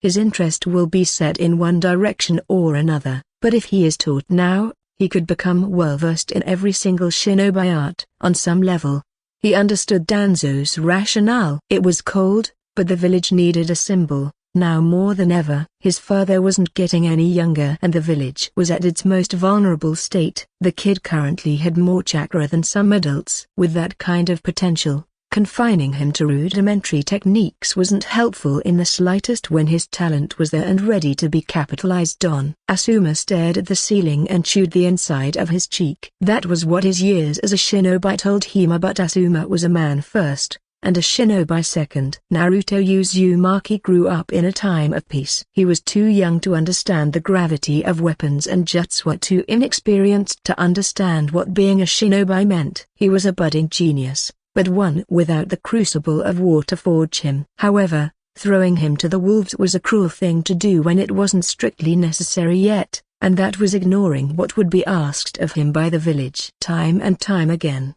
the world proved Asuma right. When the expectations and orders became too much to bear, the child geniuses would break. It happened to Kakashi of the Sharingan, it happened to Itachi Uchiha, and it would happen to Naruto Uzumaki too. Because, eventually, the things expected of Naruto Uzumaki would become too much for him to bear. It wouldn't matter, though the moment a persona adult or child donned a forehead protector, they ceased to be human. That said, he wondered if it was right to rip the last vestiges of childhood away from him. You know, a broken bar. I don't think he's ready. Asuma leaned forward and stared at Danzo. He's a child who knows jack shit about war and shinobi, except for what's in dusty old books. Why pull him away from his peers and his friends? There's no war to fight, no enemy to beat, no ally to defend. It'd be pointless. Danzo raised an eyebrow. As much as you hate to admit it, you're more similar to your father than you think. Both of you are idealists. There's just more steel to you than there is to him. The boy is a weapon, Asuma, and the sooner he understands that, the better. He's also a child, and I've seen how these kids turn out. They stay away from their peers like some kind of wall-separate schemer and then end up as the subject of some tragic, cautionary tale. Avoidable tragedy. You saw what happened to Kakashi. When he needed people to help him, they couldn't, because they weren't there, and then he broke. Jonan at 9, Anbu at 12. Would you do the same to a Jinchuriki, knowing the risks? From your description, he's no Kakashi Hatake, but I understand your point. Danzo stopped and drank some tea. If you're so concerned, how about you make sure he doesn't go down the same path? Teach him the value of comrades and make sure that when duty calls, he is ready and fit to answer. What, me? Asuma snorted. I'm not a genius. On that, we agree, Danzo chuckled. That said, I have heard that the boy isn't too keen on the wolf fire. He rolled his eyes. Really? Big surprise. The village treats him as a scourge on the earth, and now he doesn't like the village. Elder Shimura, believe me, I never saw that one coming. Very funny, Asuma, but you're only partly correct. The village's treatment of the boy may indeed be a factor in his disillusionment towards the leaf, but it is not the sole cause. Naruto Uzumaki is, I'm told, quite the philosophical child. Does that remind you of anyone? If you're comparing him to me, we're worlds apart, Elder Shimura. I was almost a man when I started questioning the village, and isn't he a little too young to be thinking about sacrifice? What would he know about the will of fire? Does it matter? Danzo fixed him with a piercing stare. Sooner or later, he will learn, and according to your logic, when he does, it may be too late. The old warhawk's stare pinned him to the spot, and he found himself unable to look away from his eye. Asuma grunted. Fine, maybe you're right. Danzo reassembled the shogai table. Another game before you go? Sure, said Asuma. But this time, I'll win. Chapter 26, Chapter 16, 2, Hey, I have 50 chapters worth of words on Patreon and am mass releasing, so read these instructions carefully if you're interested in reading ahead. Go to patreon.copyright.com/eternallyeugen and go to collections A greater than the cycle of hatred. After that, enjoy your reading. Danzo won the next match and the one after that. The last one was close, but ultimately, Asuma sprung a trap that Danzo had laid so well that he hadn't seen it coming. Sick and tired of losing to decrepit old men, He announced that he would retire for the evening and stormed out of the tea house, despite knowing he would return in 1 week to challenge Danzo once more. Shogai wasn't the reason he and Danzo met every week, but it was a nice bonus and distraction from the heavy topics they often talked about. The games were neither the first things to enter Asuma's mind nor were they last to remain with him at the end of their meetings. More curious than not, he wondered if the Ninetales kid was still training in the park. He looked up at the darkening sky and decided that he probably wasn't. It would have been 2 hours since he saw the boy training by the stream, and no matter how precocious, a kid was still a kid. Might as well check, though, muttered Asuma as he exited the front gate. The guards fell into deep bows and yelled in unison, "Excuse me, Lord Sarutobi." "We apologize most profusely, Lord Sarutobi." "Man, you guys crack me up," said Asuma, wiping tears from his eyes. "I already told you, I'm not pissed at your friend for not recognizing me earlier. I swear." "You act like I'm going to force you to commit seppuku at the smallest inconvenience, and I doubt Elder Shimura is the kind of guy to do that." They glanced nervously at each other before the taller one spoke. "Lord Shimura is a fair lord, but his nephew, Lord Yoshito, is rather a broken Basovia." The genuine fear in his voice immediately sobered him up, and he leaned over and patted their shoulders. Doesn't make you vassals commit seppuku?" "No, nothing that extreme," said the second guard. "When he's sober, he's rather pleasant to talk to, if a little erratic. But he's rarely sober and instructs us to do impossible things, and when we inevitably fail, his punishments can be broken." He trailed off and Asuma shook him impatiently. "Come on, out with it. If he's abusing you guys, I'll go right back in and bring it up to Lord Shimura." "No," the first guard yelled before tempering his voice. "It's nothing painful, but his punishments are quite demeaning. Things like seppuku are rare, and only occur when a vassal brings great dishonor upon the clan. However, punishments from our lords do not count as dishonor." Satoshi's cousin was forced to run around the entire residence through a seer completely naked. Asuma stared between the both of them, trying to see if it was all an elaborate joke,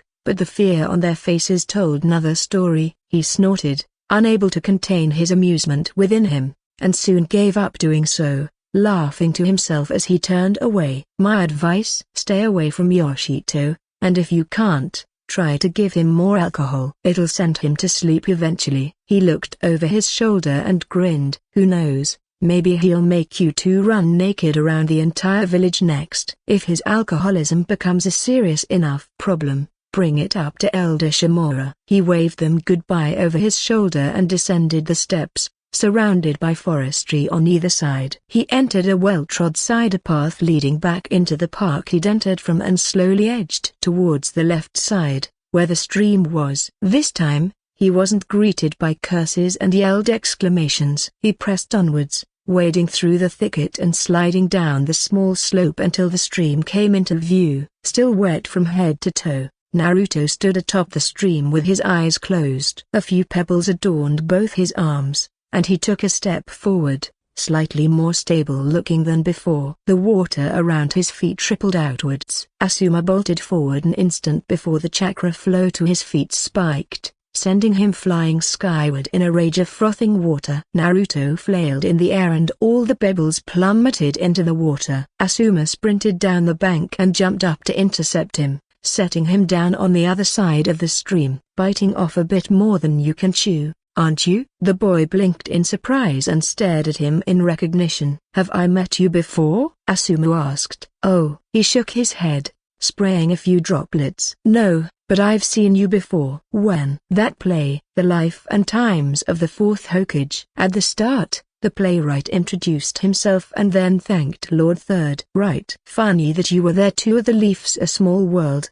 He folded his arms a little awkwardly. Asuma wasn't in the habit of talking to children, but there was something strangely disconcerting about this one unknowing gleam in his eye that meant a little more than above-average intelligence. "So, what are you doing out here?" "Training." "Thanks for the save by the way." He ran a hand through his hair and shook it out violently. "The waters aren't deep so I would have broken something in the fall." "You're welcome," Asuma replied, taking a seat on the grass beside him. Do you know what kind of training you're doing? Yup, chakra control training. Word is, I've got huge reserves, so apparently I'll struggle with control in the future. I've decided to make sure that's not a problem. Asuma hummed. That's all well and good, but you're like 10, aren't you? A kid your age shouldn't be spending a Saturday alone. Well, I guess the day's already over, but I'm making a point here. 10 in 6 months. He picked up a pebble and hurled it across the stream. It bounced thrice before sinking halfway. I'm alone because the only person who'll train me is me. He picked up another pebble and whipped his wrist. This time, it skipped 4 times before sinking. Makes sense, Asuma replied. The kid snorted. You're terrible at this, huh? Bad at what? Stone skipping? He picked up a pebble and tossed it, clearing the stream in 6 ships.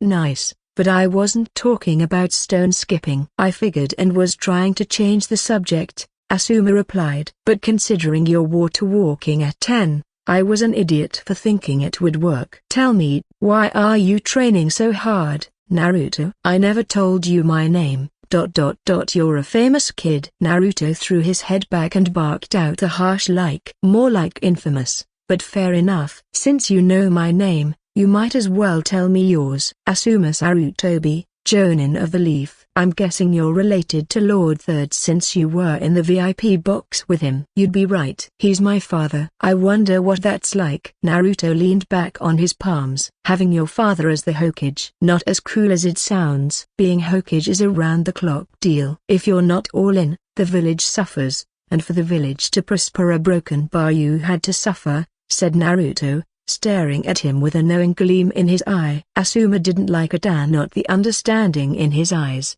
nor the direction that the conversation was headed, so he grabbed hold of its reins. I get you being a prodigy and all, but you'll regret spending your childhood in forests alone. Trust me on that one. I don't have much of an option. I train every single day and it's not enough. He laughed hollowly. You know, one of my friends might have been right. All that effort for what? I waste weeks to learn something, and a clan kid comes in with a technique taught to them by their 60-something-year-old elder and beats me. Asuma took a mental step back at how bitter he sounded. Guess what the worst part is? He demanded. That same friend is probably being forced to train with one of his clan's elders. Naruto breathed out explosively. A million words left unsaid hung in the air, laced with frustration. Together, they stared at the setting sun over the brush in silence. Asuma spent the time gathering his thoughts while they took turns skipping stones across the stream. This might sound strange,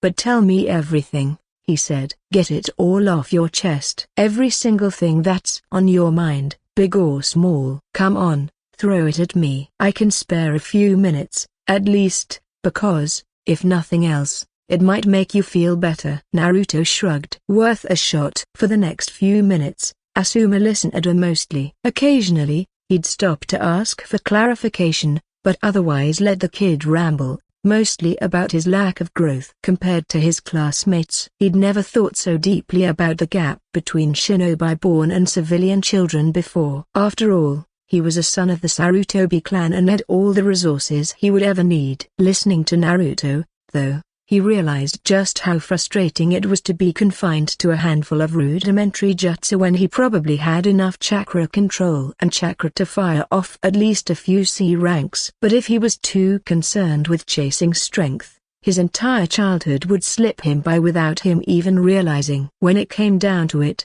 he needed to remember why he was sacrificing his humanity, but at the rate he was going, Naruto would have nothing to fall back on and no warm bath to submerge himself in when the job became too meek and would break. His frustration was understandable, but titles like Rookie of the Year and Runner-Up mattered very little in the real world. He'd seen many rising stars cut down too soon by an enemy's blade. Excluding any hatred towards their village, killing promising flowers before they had the chance to bloom was common practice in the elemental nations. Right, said Asuma. Here's the deal. I might emphasis on the might to be able to teach you a few things. Naruto sat up straight and his jaw was slack with shock. Hold your horses. I won't throw jutsu at you for no reason and I won't let you demand things of me, said Asuma. I am a jonin, and that's something you respect, Training or no training, I don't need to teach you, but I'm choosing to purely out of the kindness of my heart. A small part of Asuma shriveled at the bald-faced lie. He wasn't teaching the kids solely out of the kindness of his heart,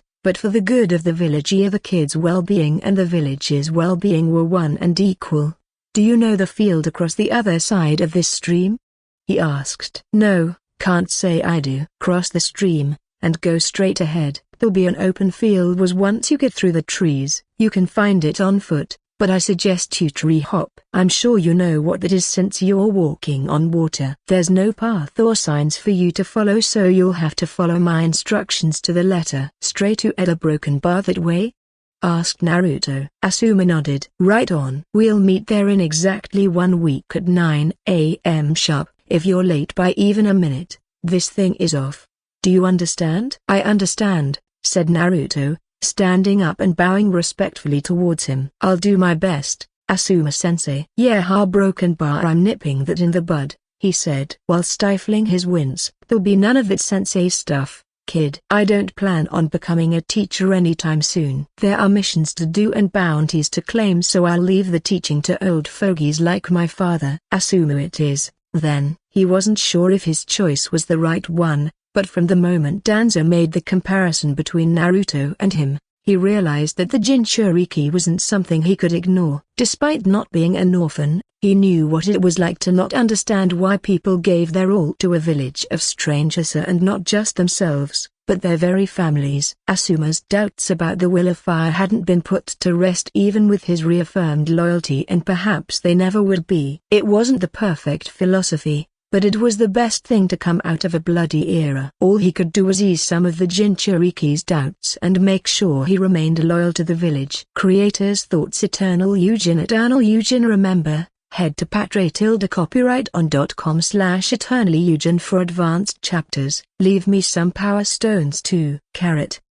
Comment to comment. Vote to left. Chapter 28, Chapter 18. Hey, I have 50 chapters worth of words on Patreon and am mass releasing, so read these instructions carefully if you're interested in reading ahead. Go to patreon.copyrighton.com/eternallyeugen and go to collections A greater than the cycle of hatred. After that, enjoy your reading. I still couldn't believe it. After so long, I finally had it. I had the resource I'd been chomping at the bits for. It was obvious that Asuma Sarutobi wasn't helping me out for the most altruistic reasons, and why would he? I was the village's Jinchuriki, a living weapon to be pointed at their enemies, so training me was as much in the village's interests as it was mine. Even if he was training me solely out of the goodness of his heart, which I very much doubted, what reason did I give him to do so in the first place? I probably looked like any other petty little shite scrounging for a way to one-up his classmates, and who was I to presume I was the reason he even decided to train me? Maybe Lord Third finally decided to do me solid,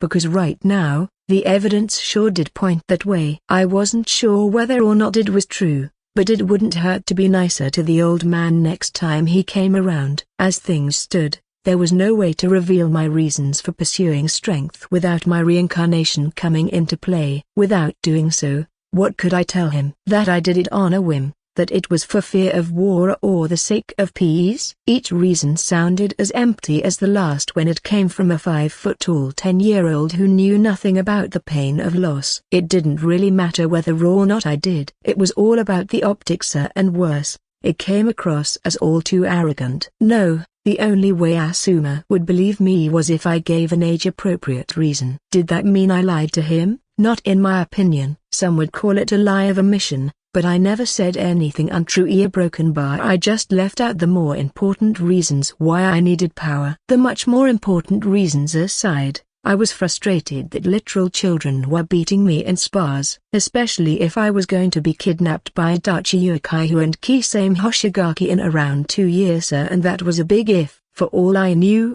maybe I'd die at the hands of Zabuza, or hell, any nameless mook between now and then. So, my sole goal was to show Asuma Sarutobi everything I knew. Doing so would allow me to take advantage of his knowledge to figure out the best direction for me to grow. I had my ideas on what I wanted to learn, but none of it would matter if I couldn't impress him enough to take me on as a student in the first place. Falling into a crouch atop a tree branch, I launched myself forward by overloading the chakra, sticking me to it in the first place. Tree hopping was as much an art form as it was a method of transportation. It wasn't a skill limited to traversing forests either. The forest environment was perfect for it, but it was useful in any environment. Using too much chakra in the initial launch meant that you'd destroy whatever was under your feet, so it was one of those skills that required finer chakra control than most genin were used to. That constant destructive capability was probably why the academy taught us Parkour from the very first day. Parkour was a way to traverse most obstacles without destroying the home of some poor civilian for no good reason.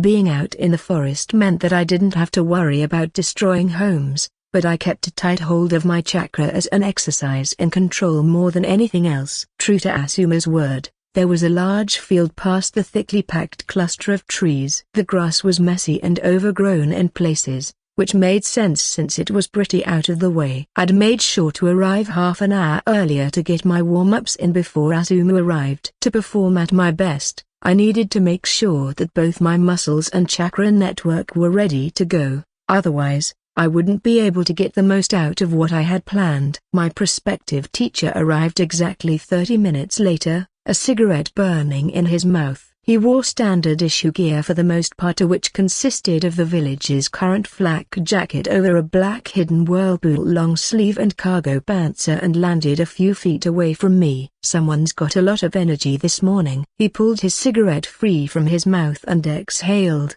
his face contorting under the pressure of a slow, drawn-out yawn. Well, I made a show of spreading my arms. I've got to work up a light sweat. Who knows what we're going to do today? He was silent for a single appraising moment. You're going to be a headache and a half, aren't you? I grinned. Get down from the tree. He turned around and finished the rest of his cigarette in a single drag, exhaling a cloud of smoke so thick it looked grey. We're going to play a game. I cut the chakra flow to my feet immediately and surrendered to gravity's pull, flipping in midair. The fall wasn't very high, so I landed in a crouch and let my knees absorb the impact. You mentioned a game? Yep. It's pretty simple in theory. All you've got to do is hit me once. Me blocking doesn't count either. Has to be somewhere I don't want to get hit. You manage that and you win. Excitement raced down my spine. I needed to make an impression on Asuma, and a straight-up fight was the best chance. This was perfect because,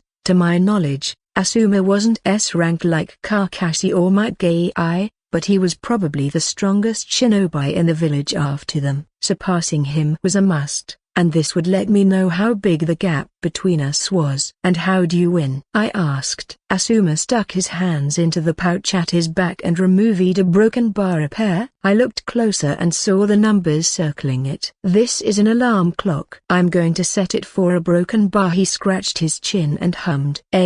I'll be generous and give you 25 minutes. If you can't land a blow in that time, I win. Sounds pretty fair, but I've got a question. He walked to a nearby tree and leveled a trench knife against it. It's going to have to wait a minute. There was an audible hiss. I saw the hazy blue glow of chakra around the blade right before he swung it through the tree. The upper half toppled to the side and he popped the alarm atop the stump. I shook off my astonishment at how casually he'd used high-level chakra manipulation. It was expected of most Chunin, let alone Jonin, and if I was aiming for strength beyond that, I needed to accept it as a fact of life just as he had. I still had to collect my jaw from the ground, though. I wanted to know, what do I get if I win? Asuma frowned thoughtfully. If you win, I'll give you some gear. Good stuff that you'll be able to use until you're at least 14, maybe 15. Once puberty hits, you'll need something bigger, but it'll last you until then. And if you win? Instead of answering, he smiled. Time's a ticking, kid. Fine. Let's do this. He extended his arm at the elbow and beckoned me in. I didn't let it annoy me, and yet, the closer I got, the bigger he seemed. It wasn't just the size difference, either. Something else was at play. His huge body cast a looming shadow over me, sucking the heat from the air. One step forward and breathing became an ordeal on its own. For every bit of air I dragged in, thrice the amount left my lungs. In no time at all, my chest began to burn. Asuma was a mountain, staring down at me with his unblinking, impossibly lifeless eyes. Gritting my teeth, I took a second step. The edges of my vision darkened while I fought to breathe, to move, to fight a broken bar and not to pass out. I swayed before catching myself, turning my head to stare into the darkness swirling overhead. My legs were seconds away from giving out, and as if things couldn't get worse, something insanely powerful had turned its attention onto me. I was lightheaded, being squeezed on all sides by a pressure I couldn't pinpoint, and slowly suffocating. If I couldn't move, then I'd simply have to close the distance by throwing myself forward using chakra. I molded it with practiced ease, despite the cold, and submerged myself in its warmth. The heavy presence bore over me, but with my chakra as a pillar to lean against, I advanced. Breathing was still difficult, but with my chakra aiding me, I didn't have to fight for it as hard. The pressure was there, but with my chakra as a barrier, it was a few feet away instead of right up against me. More importantly, Asuma was big, but the distance between us was clear. I lowered my guard. What the hell is this? How ahead are you? I'm pretty sure you shouldn't know about genjutsu yet. He tilted his head and all but just her broken bar vanished. To be fair, it isn't exactly genjutsu in the first place. Then what is it? Killing intent. The only similarity it bears to genjutsu is that I use my chakra to influence you. I didn't trick your brain, but nothing you saw was real. I don't understand. Asuma rubbed the back of his neck. This'll have to be quick since we're on a timer. Think of chakra like a kunai. You can use it on its own, but you can also apply various poisons to it, right? Are you saying that chakra is the kunai and that your broken bar added killing intent to it? That pressure wasn't your chakra? What did you feel? The air being pushed out my lungs and a lot of pressure, I said, rubbing my chest uncomfortably. That was killing intent. It differs from person to person. You felt like that because my primary chakra affinity is wind, and I tend to use it the most in battle, which is why it's reflected in my killing intent. I get that, I said. But what is killing intent? Is it some kind of jutsu? And if so, how come you didn't use any hand seals? Killing intent isn't a jutsu. It's a state of mind, the willingness to die, and the willingness to kill, reflected in my chakra. Does chakra normally have that kind of far broken bar quality? I asked. It does, but it's mostly subconscious. I'm speaking as if it's something you do consciously, but unless you're specifically employing killing intent, or something similar, you're not doing it on purpose. He rubbed his chin and released a long sigh. There's a mental component to chakra, which is why you can't efficiently mix it when riled up. You'll come to realize that's sort of a lie because it only refers to uncontrolled emotions. By focusing your fear, rage, or any other emotion, you can imbue your chakra with that quality and be all the more powerful for it. Understand? I think I understand the basics, I said. Chakra usually has subconscious qualities laced within it based on our state of mind. Killing intent is just battle experience consciously projected outward using chakra broken bar, right? He flapped his hand about. Close enough. Any half-decent sensor could tell you more about how that looks. But I'm not one and neither are you. Now, enough talk. I won't use any more killing intent, so come at me. We've got a broken bar 15 minutes left, give or take. That was as good a green light as I was going to get. Asuma stood at an intimidating height, and me being a humble 5-foot-tall 10-year-old meant close-range combat was a no-go. It would mean telegraphing every blow and wasting energy trying to close the distance between us. I made my hand seals and leapt back, vanishing into a rush of smoke that surged around me. A dozen clones burst through the fading smoke and, using their sheer number and the smoke as cover, I dipped into my pouch and gripped one of 3 smoke bombs I'd bought for this very fight. I'd developed a newfound appreciation after being caught unawares by the things not once, but twice. It was the perfect tool for me, especially since the amount of smoke the clone jutsu released varied. The most important factor was chakra control, but a close second was the number of clones you wanted to create.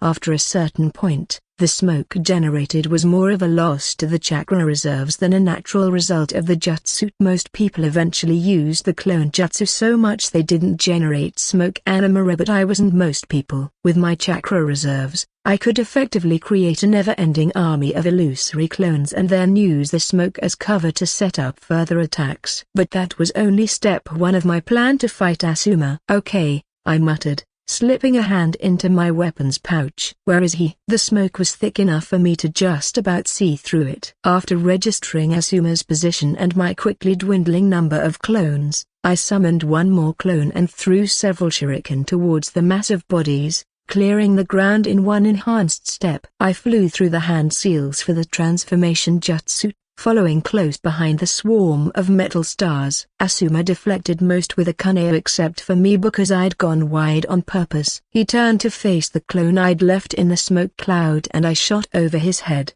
undoing the transformation in time to stick to the tree. Climbing into the safety of the canopy, I lay flat against a branch. I was slightly too far to hear what he was saying to the clone, but it didn't matter. It was only meant to be a distraction for the next phase of my plan. Sliding back to the tree's trunk, I stood perpendicular to it through sheer strength. My back muscles strained at the effort, but I didn't need to hold the position for too long. The bark crackled dangerously under my feet in warning and I could feel the upper layer starting to give way. I increased the chakra flow to my feet even more before ripping both kunai free from their holsters. Kunai poised and ready, I shot forward at eye-watering speeds, raising the blades high above my head. Tears streamed out of my eyes, but I kept them open until I couldn't any longer. When I opened my eyes, Asuma was gone, and I was on the fast track to take a massive bite out of Mother Earth. "Slow down there." "What are you trying to do, kill me?" My rapid descent slammed to a stop, one of the kunai in my hands flew into the brush, and my kneecaps knocked together. Yet I managed to chuckle. "You're a jonin. It'd be disappointing if you didn't manage to avoid it." I heard him hum. "Good point." Thankfully, he took a second too long to answer, so using the only kunai I had left, I sliced the scruff of my shirt off and fell into a crouch. Before Asuma could let go, I blew myself off the ground using chakra and slammed an axe kick into his forearm. For a split second, his arm was a springboard, one I used to flip over his head and dip into my weapons pouch. He sprung back in an agile backflip, scattering half a dozen shuriken across the field. I gathered chakra via the confrontation seal with my right hand and tossed a smoke bomb between us with my left. The smoke cloud tripled in size once I used the clone jutsu, summoning a small army of about a dozen clones. This time, though, I joined the clones charging towards Asuma. While they didn't cast shadows themselves, I could make sure that they covered my own. It was sort of terrifying to see how easily he made quick work of them. Swallowing my unease, I guided my chakra, feeling it course down to the soles of my feet and blast me forward. I slammed to a stop behind Asuma and stabbed, striking nothing. A heavy hand settled on my shoulder and I immediately flipped forward, twisting around in midair. "Talk about an overreaction," Asuma said with a sigh. I leveled my kunai at him. "Stop it." "Stop what?" "All of these are cut it out. I'm fighting you seriously here. I'm coming at you with everything I have and you're treating it like it's a joke." To a jonin like him, I was a joke, and therein lay the source of my frustration. While he was playing around with me, my enemies were growing stronger. There were people my age who'd completely curb-stomped me as I was right now. Knowing all I did, I couldn't afford to waste time messing about anymore, and if that meant pissing off a jonin, that's what I'd do. "We both know I'm not any kind of threat to you, but I'm trying my best here. Do me the favor of at least reciprocating that. Otherwise there's no point to this." Asuma pulled out 2 trench knives and brandished them with a long sigh. I could feel my kunai hilt through my clammy hand and eased out a breath. The blades glowed a faint blue and I crushed the urge to spring back behind the cover of smoke and clones. Doing so wouldn't win me the spar. I wasn't sure how long we had left, but if I wanted to land a blow before time ran out, close range was the way to go. Despite not being happy with doing so, I had a few ideas I could try in case my plan failed. He entered striking distance, and I jammed up, watching his metal-covered fist move closer to my face. It wasn't like I froze on purpose, but there was a heavy pressure leaking out of him, and the closer he got, the more I felt it. It wasn't as focused or as strong as the killing intent from earlier,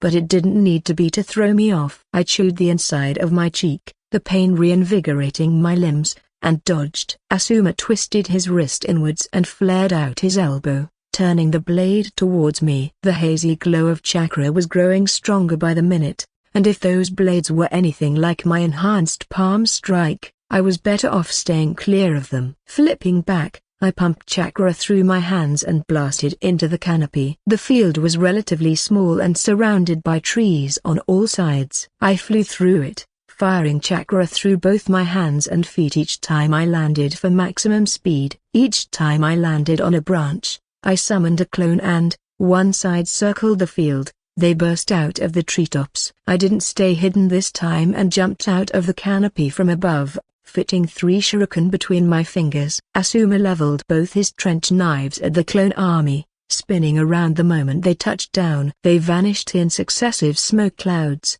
and I gaped as I fell. The knives had turned into handles for 2 dangerously visible serrated chakra blades. I hurled the shuriken and fell into the brush, springing forward as a 4th shuriken. Narrowly avoiding a wide slash that I'm pretty sure destroyed at least one of the shuriken I'd thrown, I plunged into the grass. Asuma looked up in the direction the shuriken had come from and I waited until he'd completely turned his back before lifting the transformation. With the reveal of some kind of chakra lightsaber, I knew I had no chance at either long or close range. The only weapon I had left was my chakra repulsion, something I'd hit a dead end on. Using chakra adhesion to stop me from being blown away forced me to take more of the backlash head on. But my other choices were looking grim right now. Molding more chakra than I thought I'd need, I divided some to stick my lead foot to the ground, sending the rest coursing up my body and down my shoulder. This was it. I slammed my hand into his back and let the chakra run wild. That proved to be a very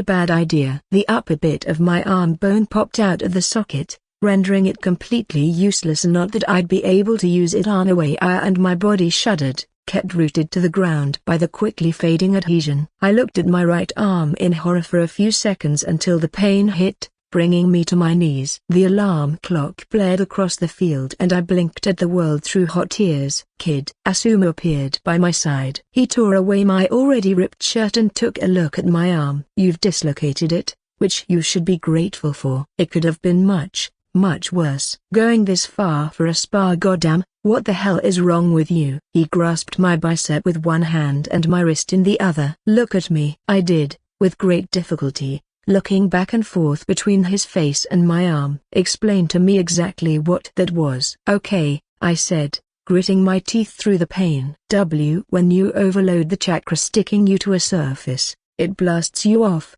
destroying whatever's underneath. I had the idea to incorporate that into my taijutsu style. That kind of strength would let me end fights in a singly exclamation mark. He pulled down on my wrist, popping the bone back into the socket. I'm pretty sure I whimpered, but that was the sort of knowledge I'd take to the grave. A fresh wave of tears pulled in my eyes and I cradled the elbow of my now relocated arm to my chest. In a single blower, and it would, if you knew what you were doing. All you're doing right now is letting insane amounts of chakra rampage through your body and hoping that you can take it and that your opponent can't. He jabbed my throbbing arm, making me hiss. Next time you want to experiment, make sure you go to someone who can help you, understand? Wiping my tears, I bowed my head. Please, help me. There are things that I want to try, but at the rate I'm going, I'll end up crippling myself. To be fair, you did win, so you're heading in the right direction. He rubbed the back of his neck guiltily. I'll meet you here this time next week with the gear. Make sure you bring a list of things you want to learn and I'll see what I can do. Rising to my feet, I rotated my shoulder a few times, wincing at the dull ache. I'd probably heal the damage overnight, but it felt like I'd fractured a bone. This was the first time I'd dislocated anything in both lives, and I wasn't enjoying the experience. Thank you, Asuma. Don't sweat it, but take it easy today. Make a stop at the hospital and get your shoulder looked at by a medic just in case he here. He scribbled something onto a sticky note he'd pulled out of his flak jacket. This should get you in and out without wasting the entire day in a waiting area. I accepted the note and vanished into the canopy, leaving my new teacher behind. I'd stop at my apartment for a shirt before going to the hospital, partly because of the cold, that wandering around shirtless would just give the villagers another thing to complain about. The spa hadn't gone the way I hoped, but it was safe to say that proper chakra enhancement would be on the list of things to learn.